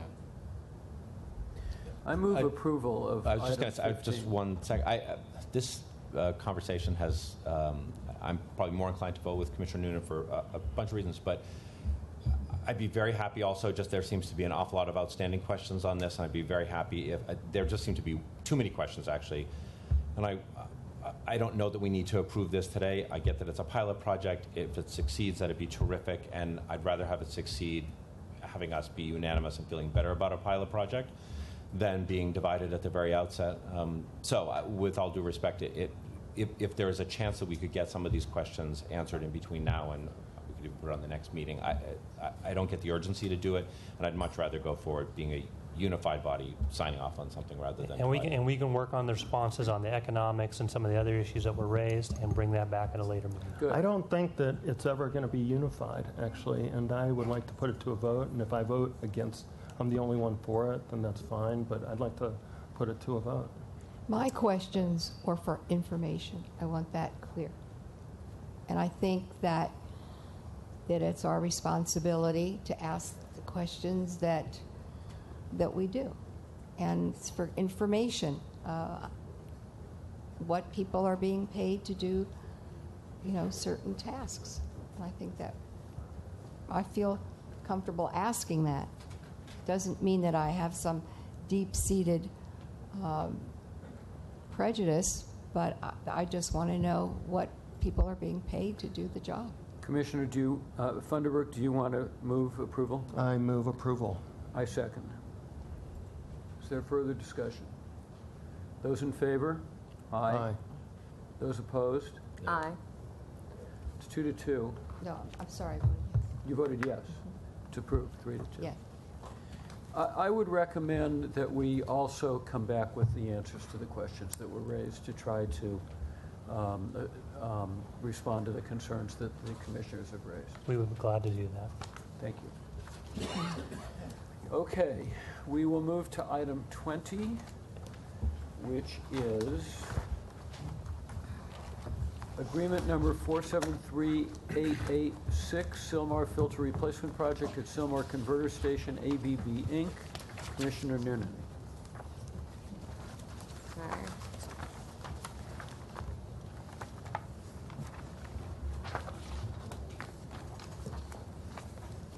I lost my pen. Can I borrow yours? Sorry. This is a lot of money, so I do think a presentation or some elaboration should be at least given, considering that we're talking about $120 million. So. Okay. Well, and then also the other thing that bothered me was that there was only one bidder for a $120 million project. Yeah, present it now. Thank you. Commissioner, I'm Mukhlis Bhuyan, manager of grid planning. This project, first of all, this $120 million total cost. LADWP is 40%, City of LA is 40% owner of this facility. We are the operating and maintaining agent. The remaining 60% is reimbursable. Therefore, out of $120 million, our cost is $48 million. The rest is Edison, Burbank, Glendale, and Pasadena. So that's one thing. This equipment is about 70 years old. 1970. There were two vintages of equipment here. The Sylmar West was built in 1968. Then the 70 earthquake fell, 71. It was rebuilt. So that's 46 years old. And the Sylmar East, some other equipment, are almost 28 years old. So replacing all this equipment is essential for the operation and reliable operation of the Pacific DC intertie. It's a vital link. It's a vital link to Los Angeles's this is 3,100 megawatt facility. We get 40% of that. What type of resources come down the Pacific DC? Most of the resources all resources are Pacific Northwest Hydro, and some of our wind plants in Washington and Oregon we bring through this.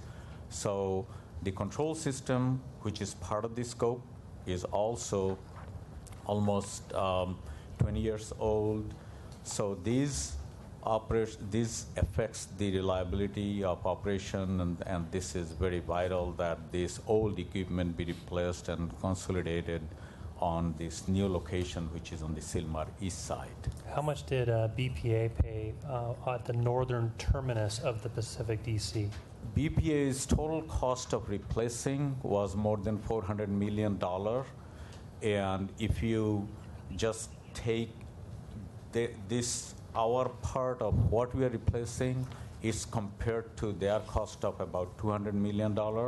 So the equipment here that we are buying, this equipment is the contract is $108 million, along with the taxes and contingency. We are asking for an approval of $120 million, which compares with BPA's cost, which just completed 3 months ago. The project has been completed. And so it's slightly lower than the equivalent cost at BPA, and we're taking advantage of some cost reductions to achieve that? Okay. What puzzles me is that obviously you've expressed very well the importance of this, And obviously, this has been a consideration of the department for quite a while. So how is it that we only ended up with one bidder? This is a high voltage DC technology is a unique technology in the world. Right now, there is only 4 to 5 bidders, which is our contractors that build this equipment. ABB is one of them. And ABB, Siemens, and very lately, General Electric, just 4 years, couple of years ago, has bought the HVDC part of Alstom. Therefore, you can actually count 3 to 4 manufacturers of high voltage DC in the entire world. Our little bit difficulty was we are not replacing everything in this station.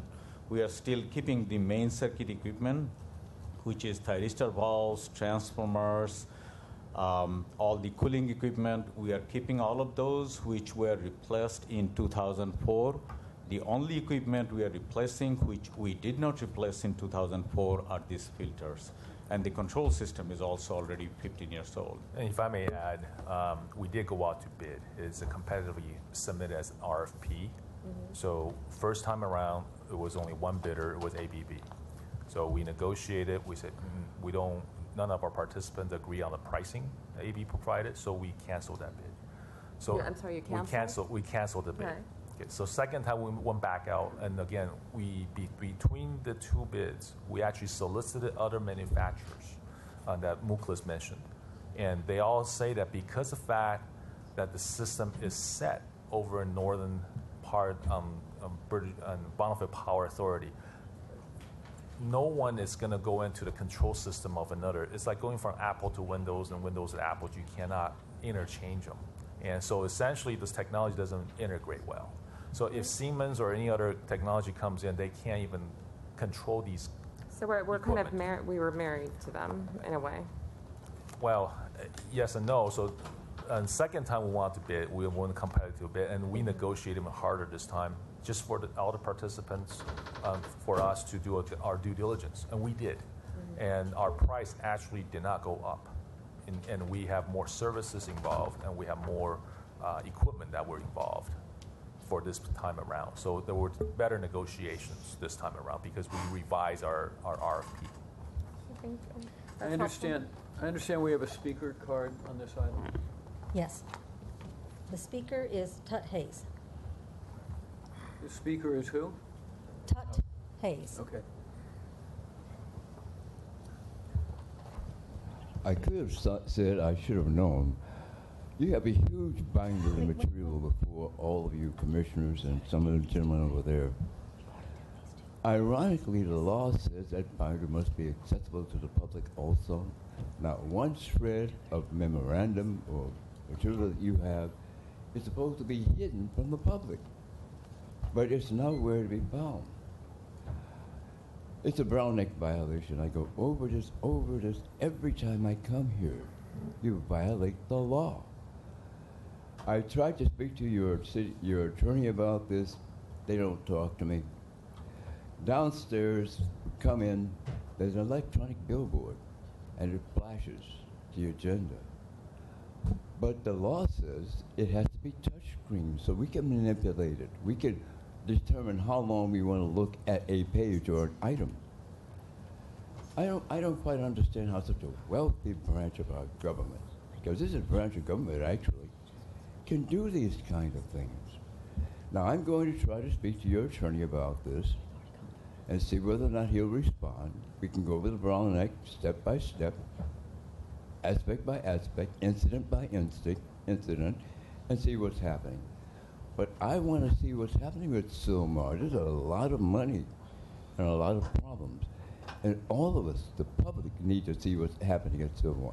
That's why the legislature invented the Brown Act, so that we would know, we would not have a secret government that you're exercising here. Thank you. Is there further discussion on this item? Is there a motion? I move it. Is there a second? Second. Those in favor? Aye. Aye. It's approved. Thank you very much. Okay, we move to item 29, and we have a speaker card for item 29. Just a second before I call on the speaker. Item 29 is contract number 567 for water copper tubing with Astro Plumbing Supply Company. You call the speaker. Okay, the public speaker is Tut Hayes.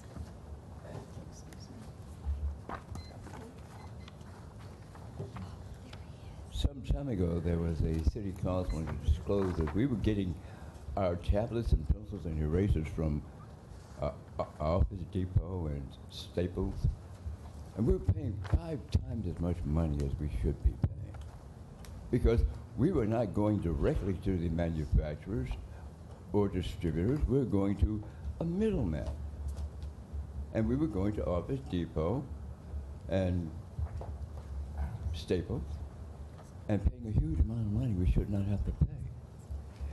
How about the word wholesale? You can get it wholesale.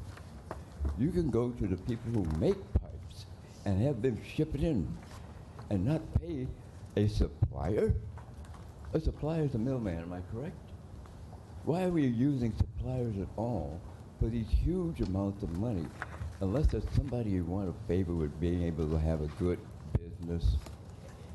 Your business model is terrible to keep someone else's excellent. That's not the way we want you to do business. And I don't have a memorandum on this. All I have is what the agenda says. But once again, that binder you have, we have to have it out here somewhere. And if you have it before the meeting starts, it should be available to the public before the meeting starts also. Thank you. The reason that we did not have this item on consent was because we had a speaker card. Is there any need for further discussion of this item? Is there a motion? I'll move. Second. Those in favor? Aye. It's approved. Item 35, Commissioner Bride.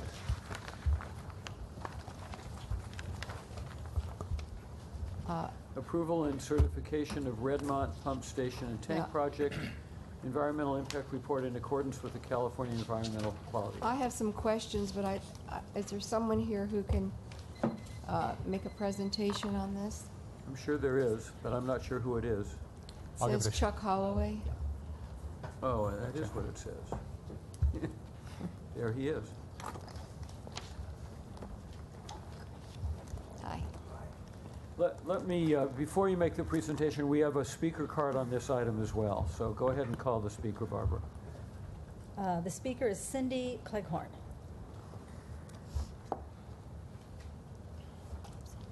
Good afternoon, Commissioners. My name is Cindy Cleghorn, and I'm from the Sunland Tujunga Neighborhood Council, its Land Use Committee. And I'm anxious to catch up on the presentation that you will have today, but I just wanted to make sure that in your consideration that we're very concerned about the aesthetics of this huge tank that's to go in. The community understands the need for the tank, but it's humongous, and the visual impact as well for travel is also a huge impact. And some of that's likely, hopefully, contained in your packets, but I wanted to impress upon you the need that the community would like to see. I don't know what that visual impact could be. We've suggested reaching out to our local historical society and gaining some input from there, but I don't know what the staff has come back with in that regard. So I hope that you will take my comments into consideration as to the aesthetics and to the safety going forward. Thank you. Thank you.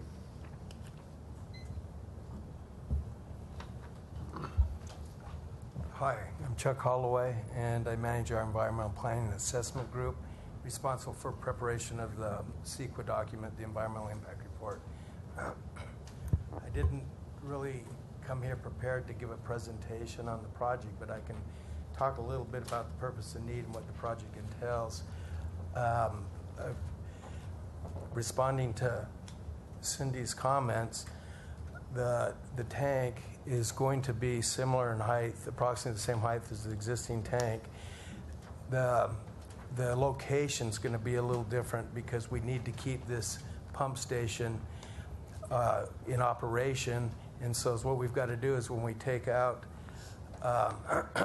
we have to build a replacement pump, and so we take out the existing reservoir or tank, build the pump. Once we have that in, we can take out the old pump and we'll put the reservoir there. So the location within this existing facility or site, it will all be contained there, just different locations. We've had a number of meetings with the neighborhood council and public meetings during the public review period of the environmental impact report, and we've agreed to use anti-graffiti type paint. There's going to be a decorative security wall around the facility and a low maintenance vegetation screening the facility. Probably the only other thing that might change is we have a couple large trees on the facility, and because of root intrusion into the existing reservoir, we are not going to be planting the large trees or replacing those. The potential environmental factors where we had some adverse impacts was during construction. There would be some potential air quality adverse impacts to particulate matter or dust, which we're going to mitigate with water and best management practices. Emissions from the construction equipment, and we're using the most modern equipment, no idle time, things like that. The other was noise and vibration, and again, that would be during construction. No operational impacts there. And the other was traffic, and again, that was temporary during construction. And we would be preparing a traffic management plan with DOT and signage and notifying the neighbors directly impacted by construction. Thank you. Commissioner Barad, do you have questions? Thank you. How close will this be to a school, the elementary school? It's about 2,000 feet away. Pardon me? 2,000 feet, so almost a half a mile away. Almost a half a mile? Yeah. And when do you anticipate the construction? Construction begins next year in the 2017-18 fiscal year. What months? The exact months, I believe it's the beginning, in the middle of next year's start time, and then it'll go approximately for 2 years. So school will be in session? Correct. During that time. And then what do you think the impact will be on that area, you know, close to the school where children are playing outside, Sure. parents picking kids up and so on? So the biggest impact would be, and it was identified in some of the comments, is the traffic impacts to that. However, I think the traffic plans stay way clear. And dust? Dust is mitigated on site, obviously through spraying and keeping that down.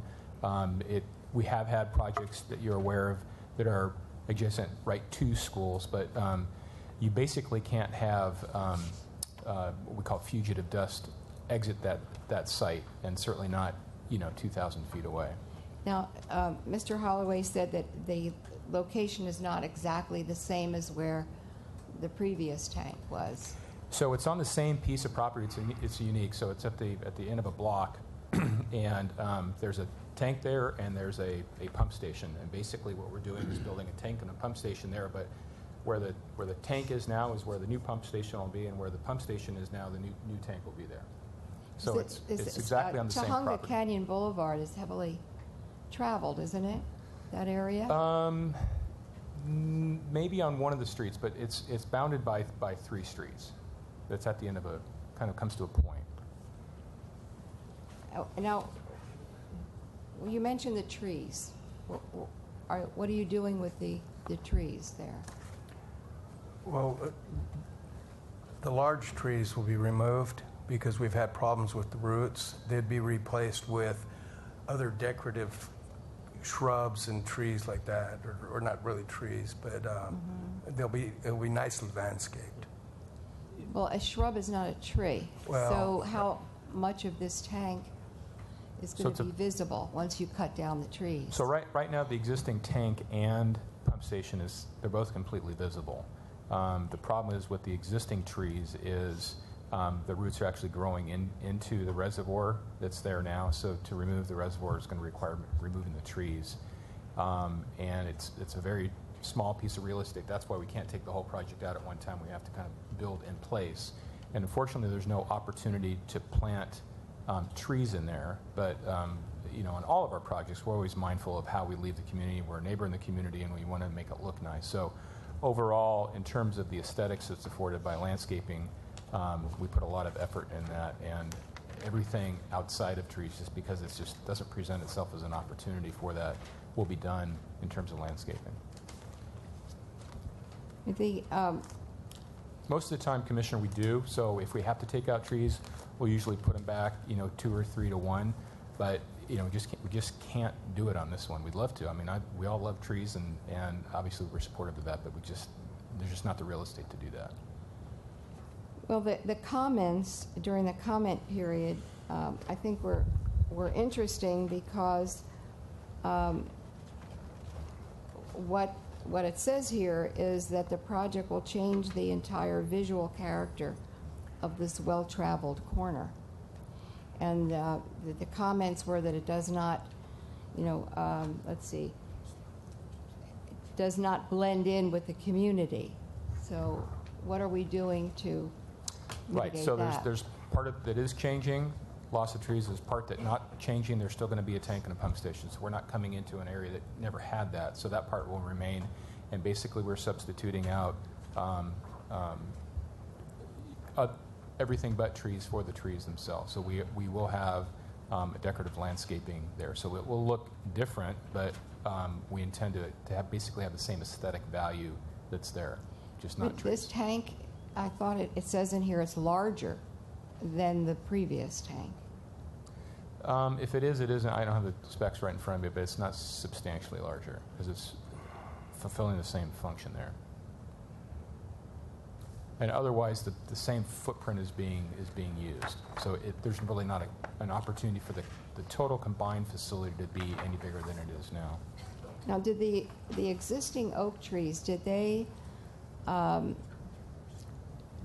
obstruct the view of all the traffic then? And I think they're in the back. Yeah, they're in the back and inside. Actually, project managers here, maybe. are there any? Do you have any renderings or pictures Yeah, of anything? I mean, if and when this comes back again, right? Because I know this is just. Yeah, it's this is hard just to a- visualize all this. This really cries out for Yeah. schematics, right? For pictures for landscape. Exactly. Folks. Yeah, I'm not quite sure why they're not here. Yeah, we can provide that, but being a 30-year resident of the Summit Tahunga local area there was 2 trees I remember in the back of the property between us and homeowner back there. So it did not screen the entire facility, just from one angle. Well, I just have to say that I'm concerned about the comments, the public comments, and the communities, what they feel about what this will do to the community. And I wondered if there's not an urgency, if we can defer this, and at that time see some renderings or some pictures that will help us. Is there an urgency? Not an urgency, no. It's not like we're not making a deadline on this one, but it is a very important part of our system that needs to be addressed, and it has been for a long time.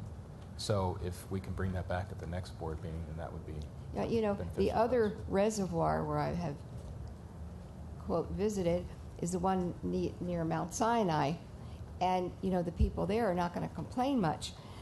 At least most of them. Most of them, yeah. And then there's no school near there. There's just, you know, a freeway. This seems to be a very different environment for this enormous tank. So I would really like to see some pictures. The concern that I heard most when I was at the public meetings was the concern regarding graffiti. Mm-hmm. And we committed to using a paint that would allow that to be cleaned. The rendering, and I apologize I didn't bring it today, showed a really nice decorative block wall with some metal, and then nicely landscaped to address that. But That would But really but help. Chuck, The you have reservoir. the EIR there in front of you? I do. Is there not a rendering in there? Gosh, I don't remember. There's a location map, but I don't have a rendering of what it might look like. Susan, okay. Maybe we can defer it to the end of the agenda, if that would Fine. help? Yeah. Okay. See if you can come back with a rendering Okay. before we adjourn, which I hope will be soon. So quickly render. Yeah, we'll render a rendering. Okay, we'll put this on hold. And we'll move to item 39. I believe Dr. Pickle has comments on 39, and we have a speaker card on 39. So first, let's call the speaker card. Okay, the speaker is Tut Hayes. I already spoke on 39. 39. I did. You might notice that at city council meetings, the monitors always let you know what item is taking place. I was confused, sir. The last remarks I made were dedicated to 29. So I'll sit back now. Okay, thank you very much. Item 39, memorandum of agreement between LADWP and LA Personnel Department for examination and application review services. I don't think any commissioner wanted to pull this. However, I think Dr. Pickle had some comments on it. Or am I incorrect? And they won't affect your action either. What? And they won't affect your action either. The memorandum does note a number of metrics about what will be accomplished by this. Will be done by personnel in terms of specific support. I think it would be helpful next time around to have metrics in terms of how many outside hires and how many transfers were processed at the end of the year to reflect actual specific benefits for DWP. So if we could note that for the next time around, that would be great. Is there a motion? So moved. Second. Those in favor? Aye. It's approved. Okay, and the last item, other than the one that is on hold for the moment, is item 40. Contract number 7654R2 for construction of the Hollywood Customer Services Center project, a Leadership in Energy and Environmental Design Gold project, Future DB International, Inc. Who is presenting this? And John Chen and Sharon Grove are going to give a presentation on this project. Okay. Good afternoon. Good afternoon, Commissioner. I'm going to just tee up the first few slides of this presentation. John's going to do the bulk of it, as he has done the bulk of the work in this particular project. So I wanted to give an overview of our customer service centers. Right now we have 14 customer service centers in our service territory, and they're spread not as some would think, one per each council district. They're actually just, they've just evolved over the years, and they're spread pretty evenly across our service territory, and I think we have a map. And then, we've had a lot of discussions with Dave about, the philosophy and what we want to do with customer service centers going forward. We believe it ties very much into the vision that we've discussed today and the mission of the department to have exemplary customer service and really be a part of the neighborhood. So we do want to maintain a presence of customer service centers, but we do expect us to be able to consolidate the locations of the centers to approximately these locations where we feel that it would serve the population most effectively. And as I said before, our philosophy is we believe that we want to maintain, when possible, our own facilities because we can make a more presentable footprint. Just the previous discussion about the neighborhood, we really want to make sure that when we're in a neighborhood, we maintain the standards of those neighborhoods. We want to continue our customer outreach. We have a lot of events at these customer service centers beyond Monday through Friday. I know that Commissioner Funderburk has attended some of them. Thank you again. A lot of customers that come to our customer service centers have interactions well beyond a transaction just to pay their bill. They talk to us about programs. We guide them through different things that they can find on our website.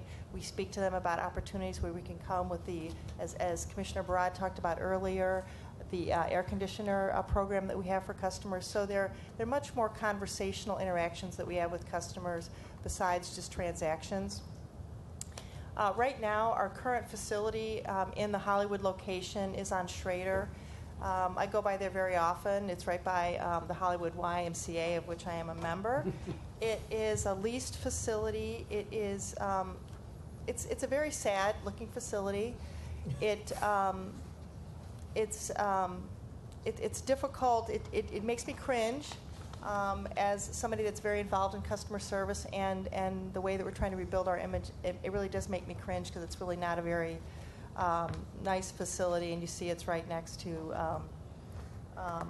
just sort of like it's like a strip mall with a cast iron, fence there. It looks very foreboding. The customers have to go through this fence to get in. However, we get a lot of traffic there. We have a lot of customers visit daily. We, again, conduct the same business I just referred to. We have a lot of customers that are unbanked, and they do want to come in and get a receipt from us because they pay in cash. We don't provide any parking. They've got to find parking in that ever-increasing crowded neighborhood. And we don't have any ability to conduct any customer service programs on the weekend, any safety events for our own employees, any training for our own employees, and we can't use it as any sort of additional disaster recovery facility. So that's the current situation at the Hollywood Customer Service Center. John? Yes, thank you.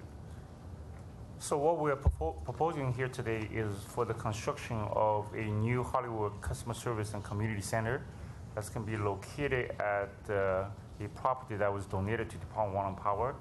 The size of the property is about 17,000 square foot. The building size we're proposing is 7,512 square foot. A part of the building will be the customer service center. There will be windows there to service the customer. We will have some office area. In addition to that, we will have a community center and 20 parking spaces with 2 electric chargers for electric vehicles and solar panel generation capacity with 50 kilowatt on the rooftop. Here's a rendering of the floor plan of the facility. On the right are the service windows. On the left is the community center, and the office is along the top. We have a similar facility that has been heavily used. It's at the Crenshaw Service Center. There's a community room there. As Sharon had indicated before, there's a lot of activity such as training, meetings, outreach, meeting with the customers, special events that has been used at the community center. On the right, we're giving you a sample. There's about 20 community groups that's regularly using the facility. There's a total of 40 of them. I couldn't fit all the names into the slide, so just give you a sample of the different types of community that's been regularly using the community center. As far as the location of the new facility compared to the existing center, it's fairly close, a few blocks away. However, the new location, which is located at the 1033 Coast Street Avenue, it's in a zip code where most of our customer currently that go to the existing center resides. It's about 16% of those customers resides in that particular zip code, which is 90038. We drew a circle on the graph. It encompasses about 4 to 5 zip codes. In total, there's over 50% of the customer that we're currently serving that lives around that area. So we have been talking a lot about equity matrix. So we also did a study on the poverty level for those 4 zip code areas, and all of the top 4 zip codes, the top 4 or 5 zip codes, has poverty level that's exceeding 50%, according to the 200% times the federal poverty level standards. So another question came up is how the existing customer goes to our facility. We did a survey of 300 customers. What we found out from the survey that 75% of the customer actually drive, 19% walks to the facility, and 6% takes the public transportation or using bicycle. John, that was specific at the Hollywood, at the existing customer service center, correct? That's correct. So in terms of public transportation, between the newly proposed site and the existing site, they're pretty similar. They're 2 bus stops that's about 1 block away from the facility. In terms of the metro stations, the existing site has the metro station that's closer to the current site, and the proposed one is a little further away, about 2-3 blocks away. Number of payment transaction, also the dollar amount. We also look at the trend of the transaction, number of transaction. For the fiscal year 13-14, we had approximately 81,000 transactions. It has been taped off to about 76,000 transaction, a little drop. But the amount of payment that we received actually increased from 73,000 to approximately 78,000. No, 26 million. I mean, sorry, I was reading the wrong one. Yeah, $28 million. From 26 million to about 28 million. So in conclusion, we feel that this new facility is in line with our overall customer-first strategy that's been presented by our general manager earlier today. And it will maintain positive and visible community presence. It will have 20 available parking spaces for 75% of the customer that drive to the service center right now. And it will also provide additional training, meeting, and the disaster recovery staging facility for Department of Water and Power. And that's the end of the presentation. I take questions. Okay, I have just been advised that we now have a speaker card on this item, so let's call the speaker. Okay, the speaker is Tut Hayes. My customer service center is at King Boulevard and Crenshaw. And we get quite a few people. In fact, we have so many people coming to that office that there's a standing room only line outside the door. They can't all fit inside. So I'm certain we get many, many more than 350. But there's a problem there, and that's the staff. I noticed that you want to do training at these centers. There's a sign that says that everybody who works there must be wearing a badge, a name tag, to be identified. They refuse to do it, no matter how many times I've said, look at what that sign says. Can't you obey it? Well, the reason they don't obey it because we have quite a few verbal altercations in that center. And when the workers become uppity with the clients, the customers, they don't want to be known and identified. And wearing that badge probably has their name on it. That's a pretty good identification, huh? Windows 7 won't do it. You have to know who you're talking to. So one thing we'd like to see is that the sign becomes effective. And the workers at Crenshaw and King wear their name tags and badges, just as that sign says. We like to see people obey the law. You hear me talking about the law all the time. I like that to be obeyed also. That's just a requirement, and it's a reasonable requirement, because we should know who the workers are at our center. Thank you. Are there questions or comments on item 40? Yes, please. Commissioner Fleming. So let's go back. I got lots of questions, so settle in. Let's go back to the first couple of pages here. So when we say we have an existing 14 customer service centers, and then we say we have possible future ones, and it says approximately 8 future customer service centers. Are you combining, you taking existing ones, putting them out of business, closing them? and then you're going to combine them? Is that the goal? Yeah, the goal is to get more into the business of the owning these centers where we're leasing them. And So stop right there for a second. Why do we need to own them?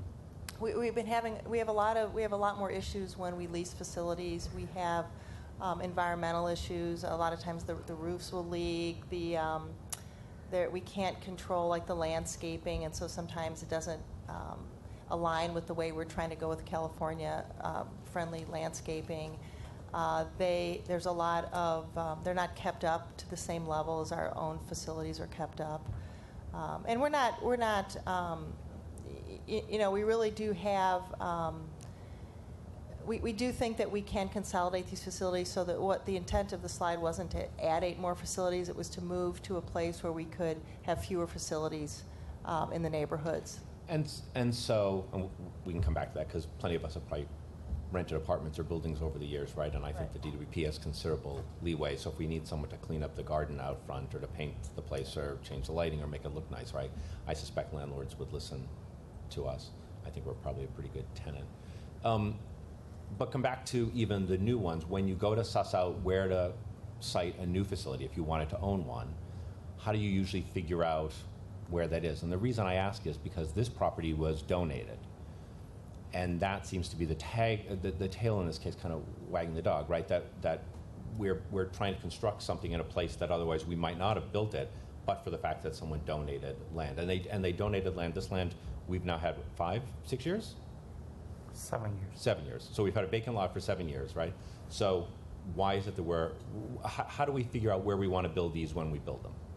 We have several locations where we don't have sufficient parking for our customers, and we think that that's a big thing. This particular one, it's been leased for a long time. When we found that this was donated property, that we could then move from this leased location that really is very small with no sufficient parking. It did align with where we wanted to go because this neighborhood does use this facility. So that is, but for future, an example is we have 2 offices, one in Wilmington and one in San Pedro, and neither of those necessarily have sufficient parking for customers or our employees. And so that's one example where you see the circle at the bottom of our service territory where we believe there's 2 facilities there. We've located a wonderful San Pedro municipal building that we can lease from the city that was actually vacant space. And so we find opportunities and we try to work with opportunities that we have. But as far as a plan going forward, I think it's an absolutely appropriate question. I think it's a plan that has to be well thought out and considered. This one happened to fall in our lap because it was a facility that was too small, no parking for employees or for customers, and so it really was going to work out very well that it was going to be in this location. So let's talk about the parking for a second. So this has 20 parking spaces. We have 6 customer service reps, and then you have double the space of the customer service reps for office. How many staff do we have that will be in those offices? How many windows were there? What we have is we staff. We try to staff all windows, and then there is a supervisor on site. Right. How many staff is? I just want the staff number. 6 windows. 6. And who's in all the offices? Well, we have a supervisor. There's a supervisor on site to manage the office, and then we have an additional supervisor that's over each. We have 2 senior supervisors that are over each of half of the offices. So we have, one for 7 locations and one for another that they stop by. Then we have security there. So now we're at 12, 13, 14 staffers? 7 with the security guard, so maybe 9. Okay, so 9 out of 20 spaces just disappeared. On page 5, we say for the current location, we get 350 customer visits daily. And then when I look at your chart further on, it says 75% of those they drive there. So that's 262 cars per day coming to the center. So you just took up half the parking spaces in the lot. You got 10 left over. And all of a sudden, we've got 262 cars coming into that lot during the course of the day. And then it's good to know that you go to the gym, so I go to the gym too. The gym happens to be across the street from this lot, Gold's Gym, right? Gold's Gym opens at 5 a.m., they close at midnight. There are no parking spaces available on that street. There's a couple of meters, and they're taken from 5 a.m. to 12 at night. So where are those 262 cars, minus the 10 spaces you have per day, where are they going? I mean, our office is open from 9 to 5, and the typical transaction time is about 8 to 10 minutes. So I'd have to go through and see. There's probably going to be busy times and less busy times, and busy days and less busy days. I mean, just we keep talking about parking, but you're really not for customers. You're adding 10 spots at best in a parking lot. If the goal was to go to a new facility that had more parking, I think we would have probably gone somewhere else or built a place that had more parking with it. You're basically just picking up 10 parking spots to try to serve 262 cars during the course of a day. Seems rough to me, right? And then you're backing up onto a residential neighborhood, right? So you have commercial on the front side, but it's residential on the back side. So I wonder how our residential friends are going to feel about being inundated with all these cars from at least the spot where you currently are in Hollywood has paid parking that's available to folks. So there's no paid parking located in the same proximity to this location as you currently have. So that's an enormous challenge, I think, right? We ever thought about having a drive-through, by the way? Basically this is like a bank that you're designing. If we have that many cars coming through, most of whom aren't asking to engage in a much longer conversation other than paying their bill, we ever thought about having drive-throughs? I know it's not great for the environment, but might work here. We just passed 2 measures in this city. One is about housing for those who do not have homes, and then one is about transit, right? For Measure M. We're now moving. You're saying this is 75% folks who drive, which I find hard to believe for lots of folks who are unbanked. I think the number of cars is significantly less than what's represented here. But our current location is 0.8 miles to Hollywood and Highland, Red Line. It's 0.6 miles to Hollywood and Vine. So now you're doubling it, right? We're going 1.5 miles to Hollywood and Highland, and we're going 1.1 miles to Hollywood and Vine. So you double the distance for each, and you double the time to walk for each, right? So it's a 15-minute walk from Hollywood and Highland to our current site, Red Line. Now you're at 30 minutes to do the walk. For Hollywood and Vine, you're now at a 20-minute walk, which was before an 11-minute walk, right? So we're basically treasuring people with cars to go to who are unbanked to go to a customer service center and moving them further away from where we have established mass transit already. So I'm not quite sure why we're doing that.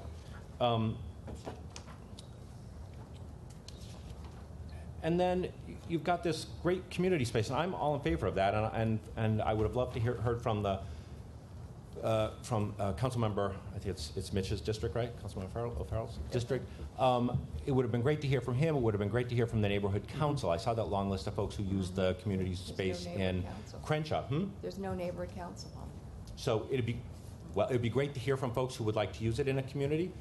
But we close at 5 in the afternoon, right? So when we close at 5 in the afternoon at 5:30, who is responsible for, if a community wants to use a community room, who's responsible for that in terms of staffing or security? What do we have to provide in terms of having the building open? We do let the public go in during the evenings, and I believe they have to either bring. I believe they bring their own security, and I just reference. I don't know if you recall, John, how the security is paid for, but we do require security there, and we do offer this facility in the evenings, and as well as the weekends. We do have some restrictions. Saturday and Sunday we let them at 9 to 5, so it's not late in the evenings on the weekends. But we have staff there on site. For security, if they have to, it would have to be security. I'll double check because I don't see. But for security, do we have our own fantastic security here? We do. Do we just charge folks for security? We allow them. I can't imagine that we're going to build something like this and allow them to bring their own security guards. Yeah, we don't. I have to check on that because I don't remember if that's something that we have them reimburse us for or if they provide their own. I'll have to double check on that. The reason I ask is if there was such great community demand for meeting space, which I have no doubt that there is, then I would have loved to have seen backup from those groups saying we need community meeting space. But also the roadmap as to how to pay for that community space, right?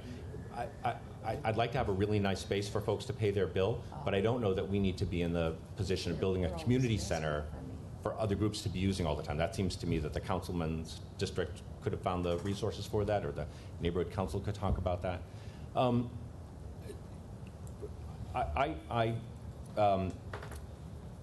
So even on that, just on the last page that you had, which was the back to the parking again, you said available parking for 75% of the DWP customers that drive to the service center.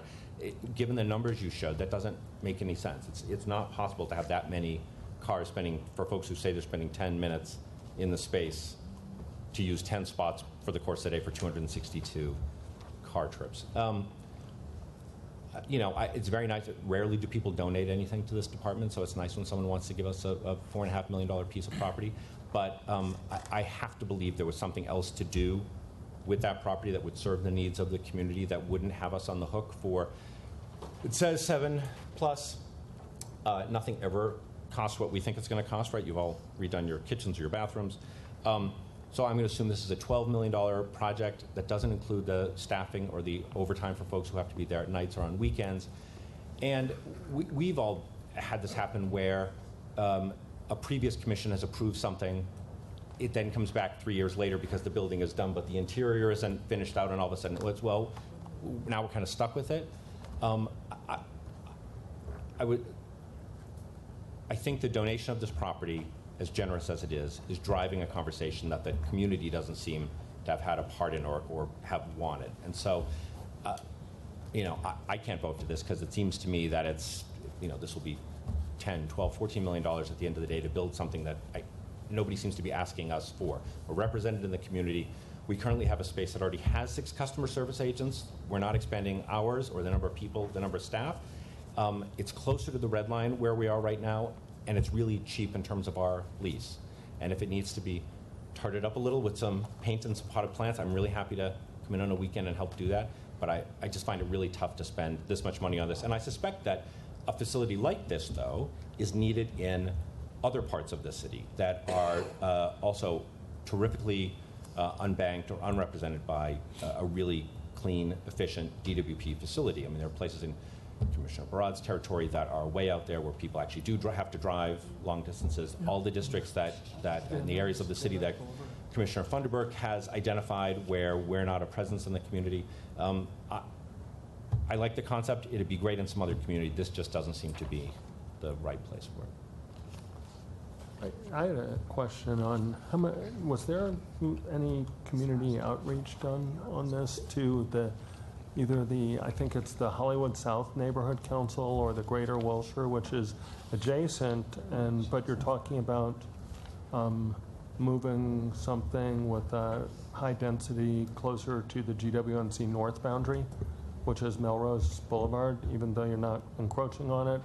There's been a lot of density building in the Larchmont area, and just from having sat on the Greater Wilshire Neighborhood Council board, I know that, for instance, when Paramount, everything went on with Paramount, the neighbors were very involved and active.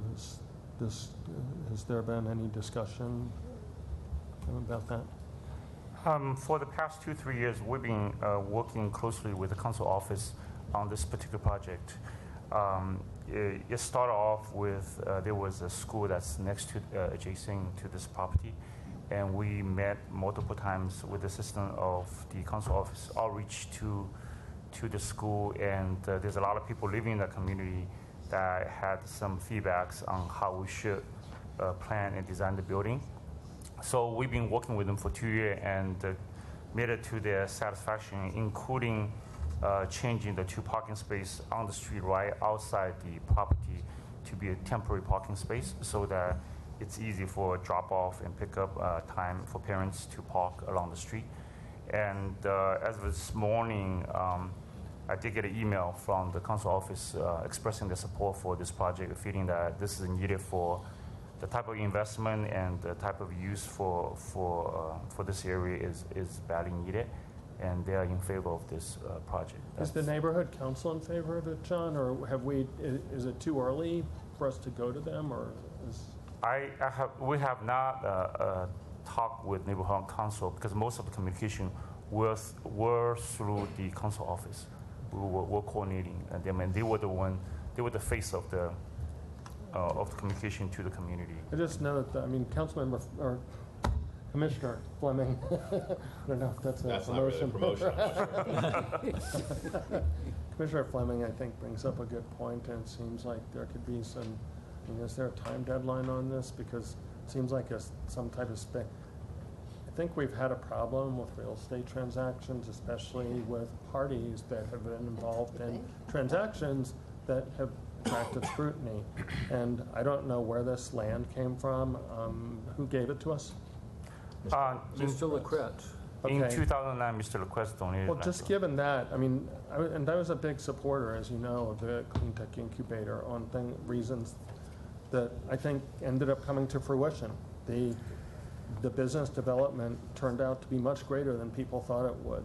But it was opposed. I think there were very valid reasons for the opposition that was expressed to that, which some of which we inherited. But and then more recently, we had a lease, a small lease that we had to deal with. And I think that having kind of our practices and procedures and protocols, which is where Commissioner Braden, I think, left the discussion last time, in place as to how we're going to assess, analyze, and then bring it to the board. If there's any expedited procurement that you need, or authority that you need from us to retain the right consultant, the right broker to assess and analyze this transaction, not just for the fact that we're being given property, but there's going to be, if we're developing it, and then the cost of developing it and everything else, that somehow be taken into account. So I don't know. I think that while I generally would defer to the GM, and I know you've signed this might not be quite as ripe as it needs to be, and would be. Well, I'll let everybody else talk, because it seems like there's some information that we need before we can make a clear decision on this. And before hearing the rest, we'd be happy to bring back any information that's thus far been requested, plus any that is requested after I speak, and go to the neighborhood council and present this to the neighborhood councils that would be encompassed in that general area. I think that's a great idea, and I would ask to defer this until more information comes forward, particularly with the neighborhood councils. This list that you have, community use, are these groups that are presently using it, or you think will use? There is a list of users for the past 12 months. So at Crenshaw. At Crenshaw? For the Crenshaw. As an example, As an example. Emblematic. I see. Because, there are 96 neighborhood councils, and almost all of them are desperate for meeting places. Yeah. And so I really think we ought to look at, when you draw that circle, and maybe draw it a little broader, what neighborhood councils would be happy to have a community room like this, to have their meetings. Commissioner Barr, can I ask you a question? So for the neighborhood councils, given where they meet, sometimes if they can meet in a government building, then there probably is no fee that's assessed, but are there neighborhood councils that meet in commercial spaces that then pay something? Well, you're required to meet within your neighborhood council boundaries. And so that's also has to be taken into consideration here. But for instance, my neighborhood council, Sherman Oaks, we meet in the local school, and we have to pay the Los Angeles School District to meet there.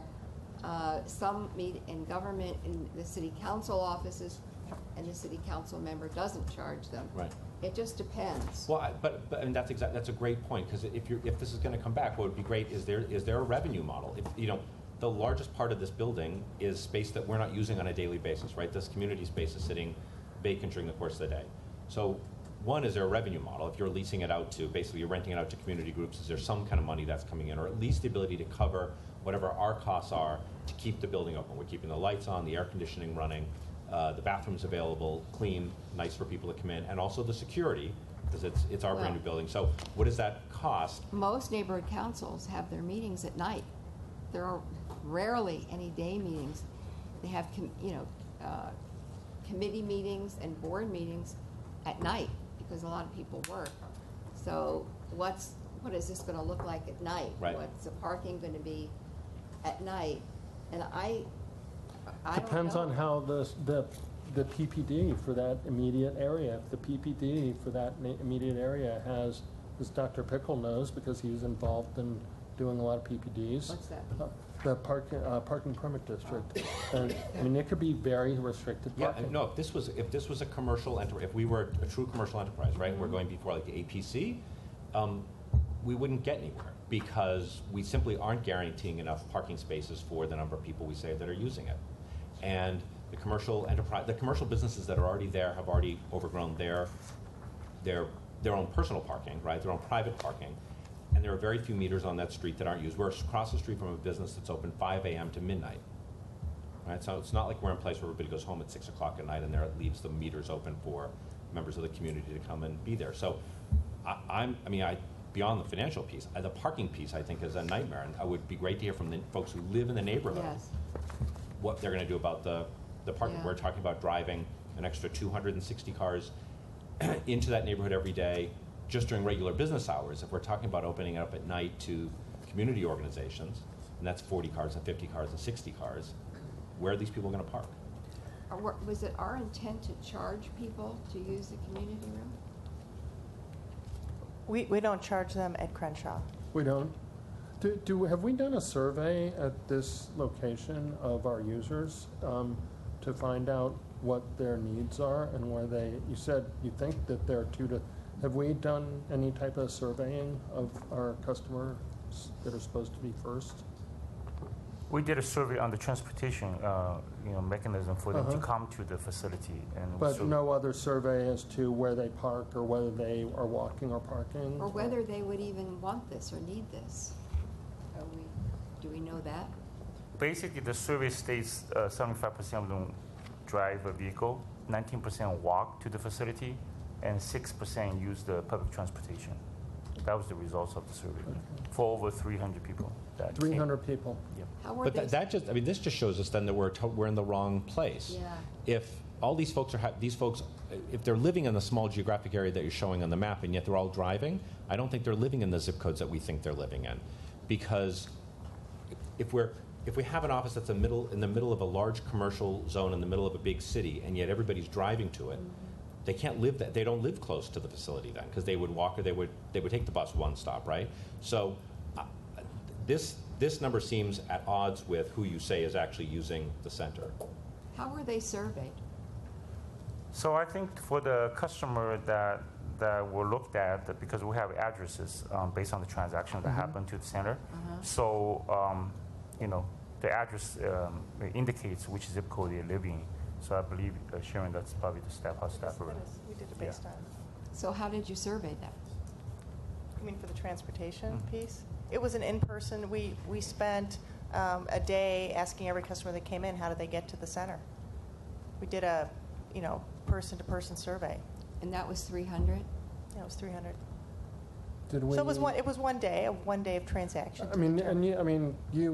You have experience, so we didn't need like an expert to be retained to do a survey, to do a proper sample and everything else like that. You have, I know you have experience in this, so I really trust that. I trust your desire to want to make DWP customers first and really improve the customer experience. So I don't question that at all.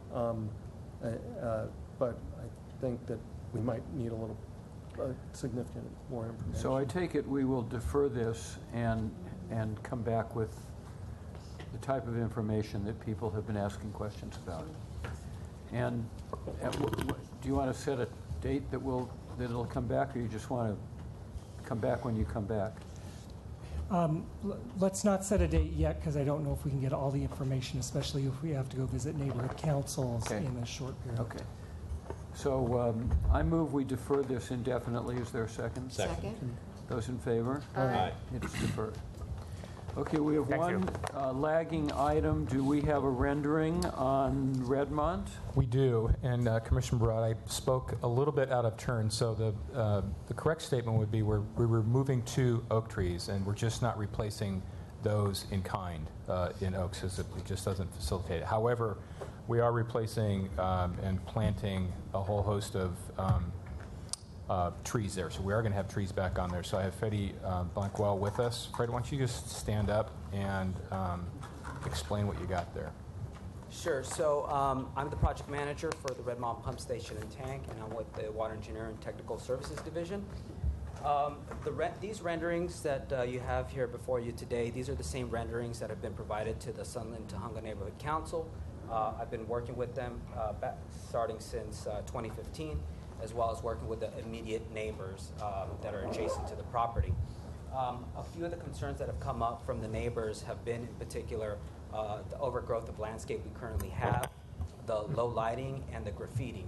The new design ultimately eliminates all those items while also providing us with a new facility that's reliable and in need of being replaced. The current facility, which is the Redmont Reservoir and Pump Station, was acquired by another water agency in 1930 or 1935. The pump station came about 10 years later. So ultimately, the reservoir is approximately 85 years old and in dire need of being replaced. Now, with respect to Ms. Clayhorn's comments on our EIR, which were the aesthetics of the tank and the new pump station, as you see here before you today, we've identified an environmental impact report that we would use a color palette that would allow the building and the tank to blend into the community using warm color tones, as well as providing we've had the architect design the building in such a manner with pitch roofs so that it would mimic. Chuck, why don't you hold that up? The computer monitors blocking The pitch roofs of the new pump station would mimic those similar found in the neighborhood. Adjacent to the facility or the property that we have, there's a 2-story home. Ultimately, the idea was that we get it to blend into the community in that manner. Now, with respect to the oak trees that are being removed, we've acquired a oak tree removal permit, and the idea is that we replace those oak trees in 3-to-1. Ultimately, we would love to try and keep some of those oak trees, at least maybe 1, 2, and we're still looking at allocating some possible space on site. However, if that is not possible, then we would look to plant those trees elsewhere in the city of Los Angeles. Excuse me, are these all after shots or some of these before shots? No. These are all after shots, and all of these renderings is what the community and the Sunland-Tahunga Neighborhood Council has seen, and it was what has been presented here to Ms. Clayhorn, as well as the adjacent neighbors. Now, with respect to what we can do with as far as the aesthetics, there is definitely this isn't the final design. We can definitely work with the community, and I would love to keep working with the community in that manner, in possibly providing some features. I've heard comments such as river rock, and we could possibly add that to the lower portion of the rock cladding. Is that a house right there? No, actually, that's the pump station. Right there? Yes, this one. This is the pump station. So. And again, the idea was that we would design some that would blend into the community, again, like our adjacent neighbor, which is a 2-story home, again, using pitch roofs and some textured and warm color tones. So, Freddie, that was your comment that we have the pump station to look like the neighboring home. Right. That's correct. Correct. So, and just for information, we have a number of pump stations where I could bet that people knock on the door to sell Girl Scout cookies every day because they look exactly, but one in Encino looks like every other home around it. We have one in Los Feliz, looks like every other home around it. Is there a caretaker's cottage in the pump station as well? Yeah, and so we have pump stations that look exactly like the homes that they join. Yeah, and with respect to the trees, the idea was that we're trying to move towards a California-friendly landscape, correct? However, we have identified some vines and some taller growing shrubs that we can plant around the facility. The fencing that's going to be around the facility is 8-foot wrought iron picket fence, and ultimately some of the foliage will grow into that and screen the majority of it. From the backside, we can identify California-friendly landscape trees that would have have additional tree screening. However, they would not be the same as the pines that are currently there or the oak trees. However, we do know the damage that those trees have caused to our facilities. Ultimately, we would just want to provide a reliable water source, and also we're committed to providing a design that the community can be proud of. So we will continue to work with the Sunland. Yeah. So process-wise, with a CEQA document like this on EIR, we've identified the impacts and mitigated them. So. And the purpose of these is to show that to mitigate the aesthetics that we can provide a screening with them and vegetation. And what we always do at this point forward then is continue to work with our community neighbors then, and because it's their community, and so they get to dial in exactly what it was. It's not, I mean, there's just a great process to do that. And we've just been successful just about every community we go into and working with them, and they get to kind of help determine what landscape they're going to live with, basically. So once you start this, you're saying that there's opportunity Absolutely. to still work with the community. Right. That's what Freddie's role is at this point. That's what your role is? Absolutely. We're committed to doing so. Okay. And what is the neighborhood council? What did they say about this? The last time we met with the Sunland Tahunga Neighborhood Council, we did have quite a few active members there. I believe there was about 80 in attendance. We fielded all their questions. We let them understand the need for the facility that ultimately services them and 5,000 of their neighbors directly off this pump station. And ultimately, I do know some of the, again, issues that was lack of lighting, maintenance of vegetation, and graffiti, all of which would be mitigated just by design alone. However, one of the items that did come up was the height of the tank. The height of the tank is no taller than the current pump station that is existing there now. So we've instructed our engineers and our architects to take that as a limit and design downwards. Do not go above that. So we've been cognizant of that. That being said, the tank elevation is required to be higher than the current reservoir is now. The reservoir is at a lower, below surface. The tank has to come up in order to identify, or in order to mitigate the operational needs that we're currently suffering now. But as you said, the height of the tank is no different than the height of the pump station that's replacing. Correct. So we use that as our limit and worked our way downwards. So that way we don't impact what the community sees, right, especially from the backside of the pump station, the ones that are looking down on us. Is there a motion? I'll move. I'll second. Those in favor? Aye. Aye. Well, you did a good job getting scrambling for that. Thank you very much. We are adjourned. Picture's worth. Right? At least we adjourned. I agree. I got to tell you. Thank you. It's nice that they have them on. I know. So Barbara, our next meeting is December 3rd. December 6th. Thank you, great job. Yes, December 6th. December 6th, but then that's in December. Yes. Oh, right. Okay. I couldn't see you. I know. You guys throw me a curve. No, but you and I are back here for something. Yes. I think, Yes. like personnel. Okay. I think you might get like a 6th, not 20. Yes, I will see you then.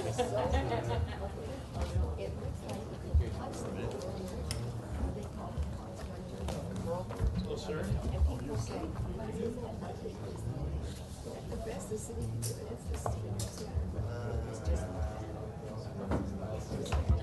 So my thing is now with the chief of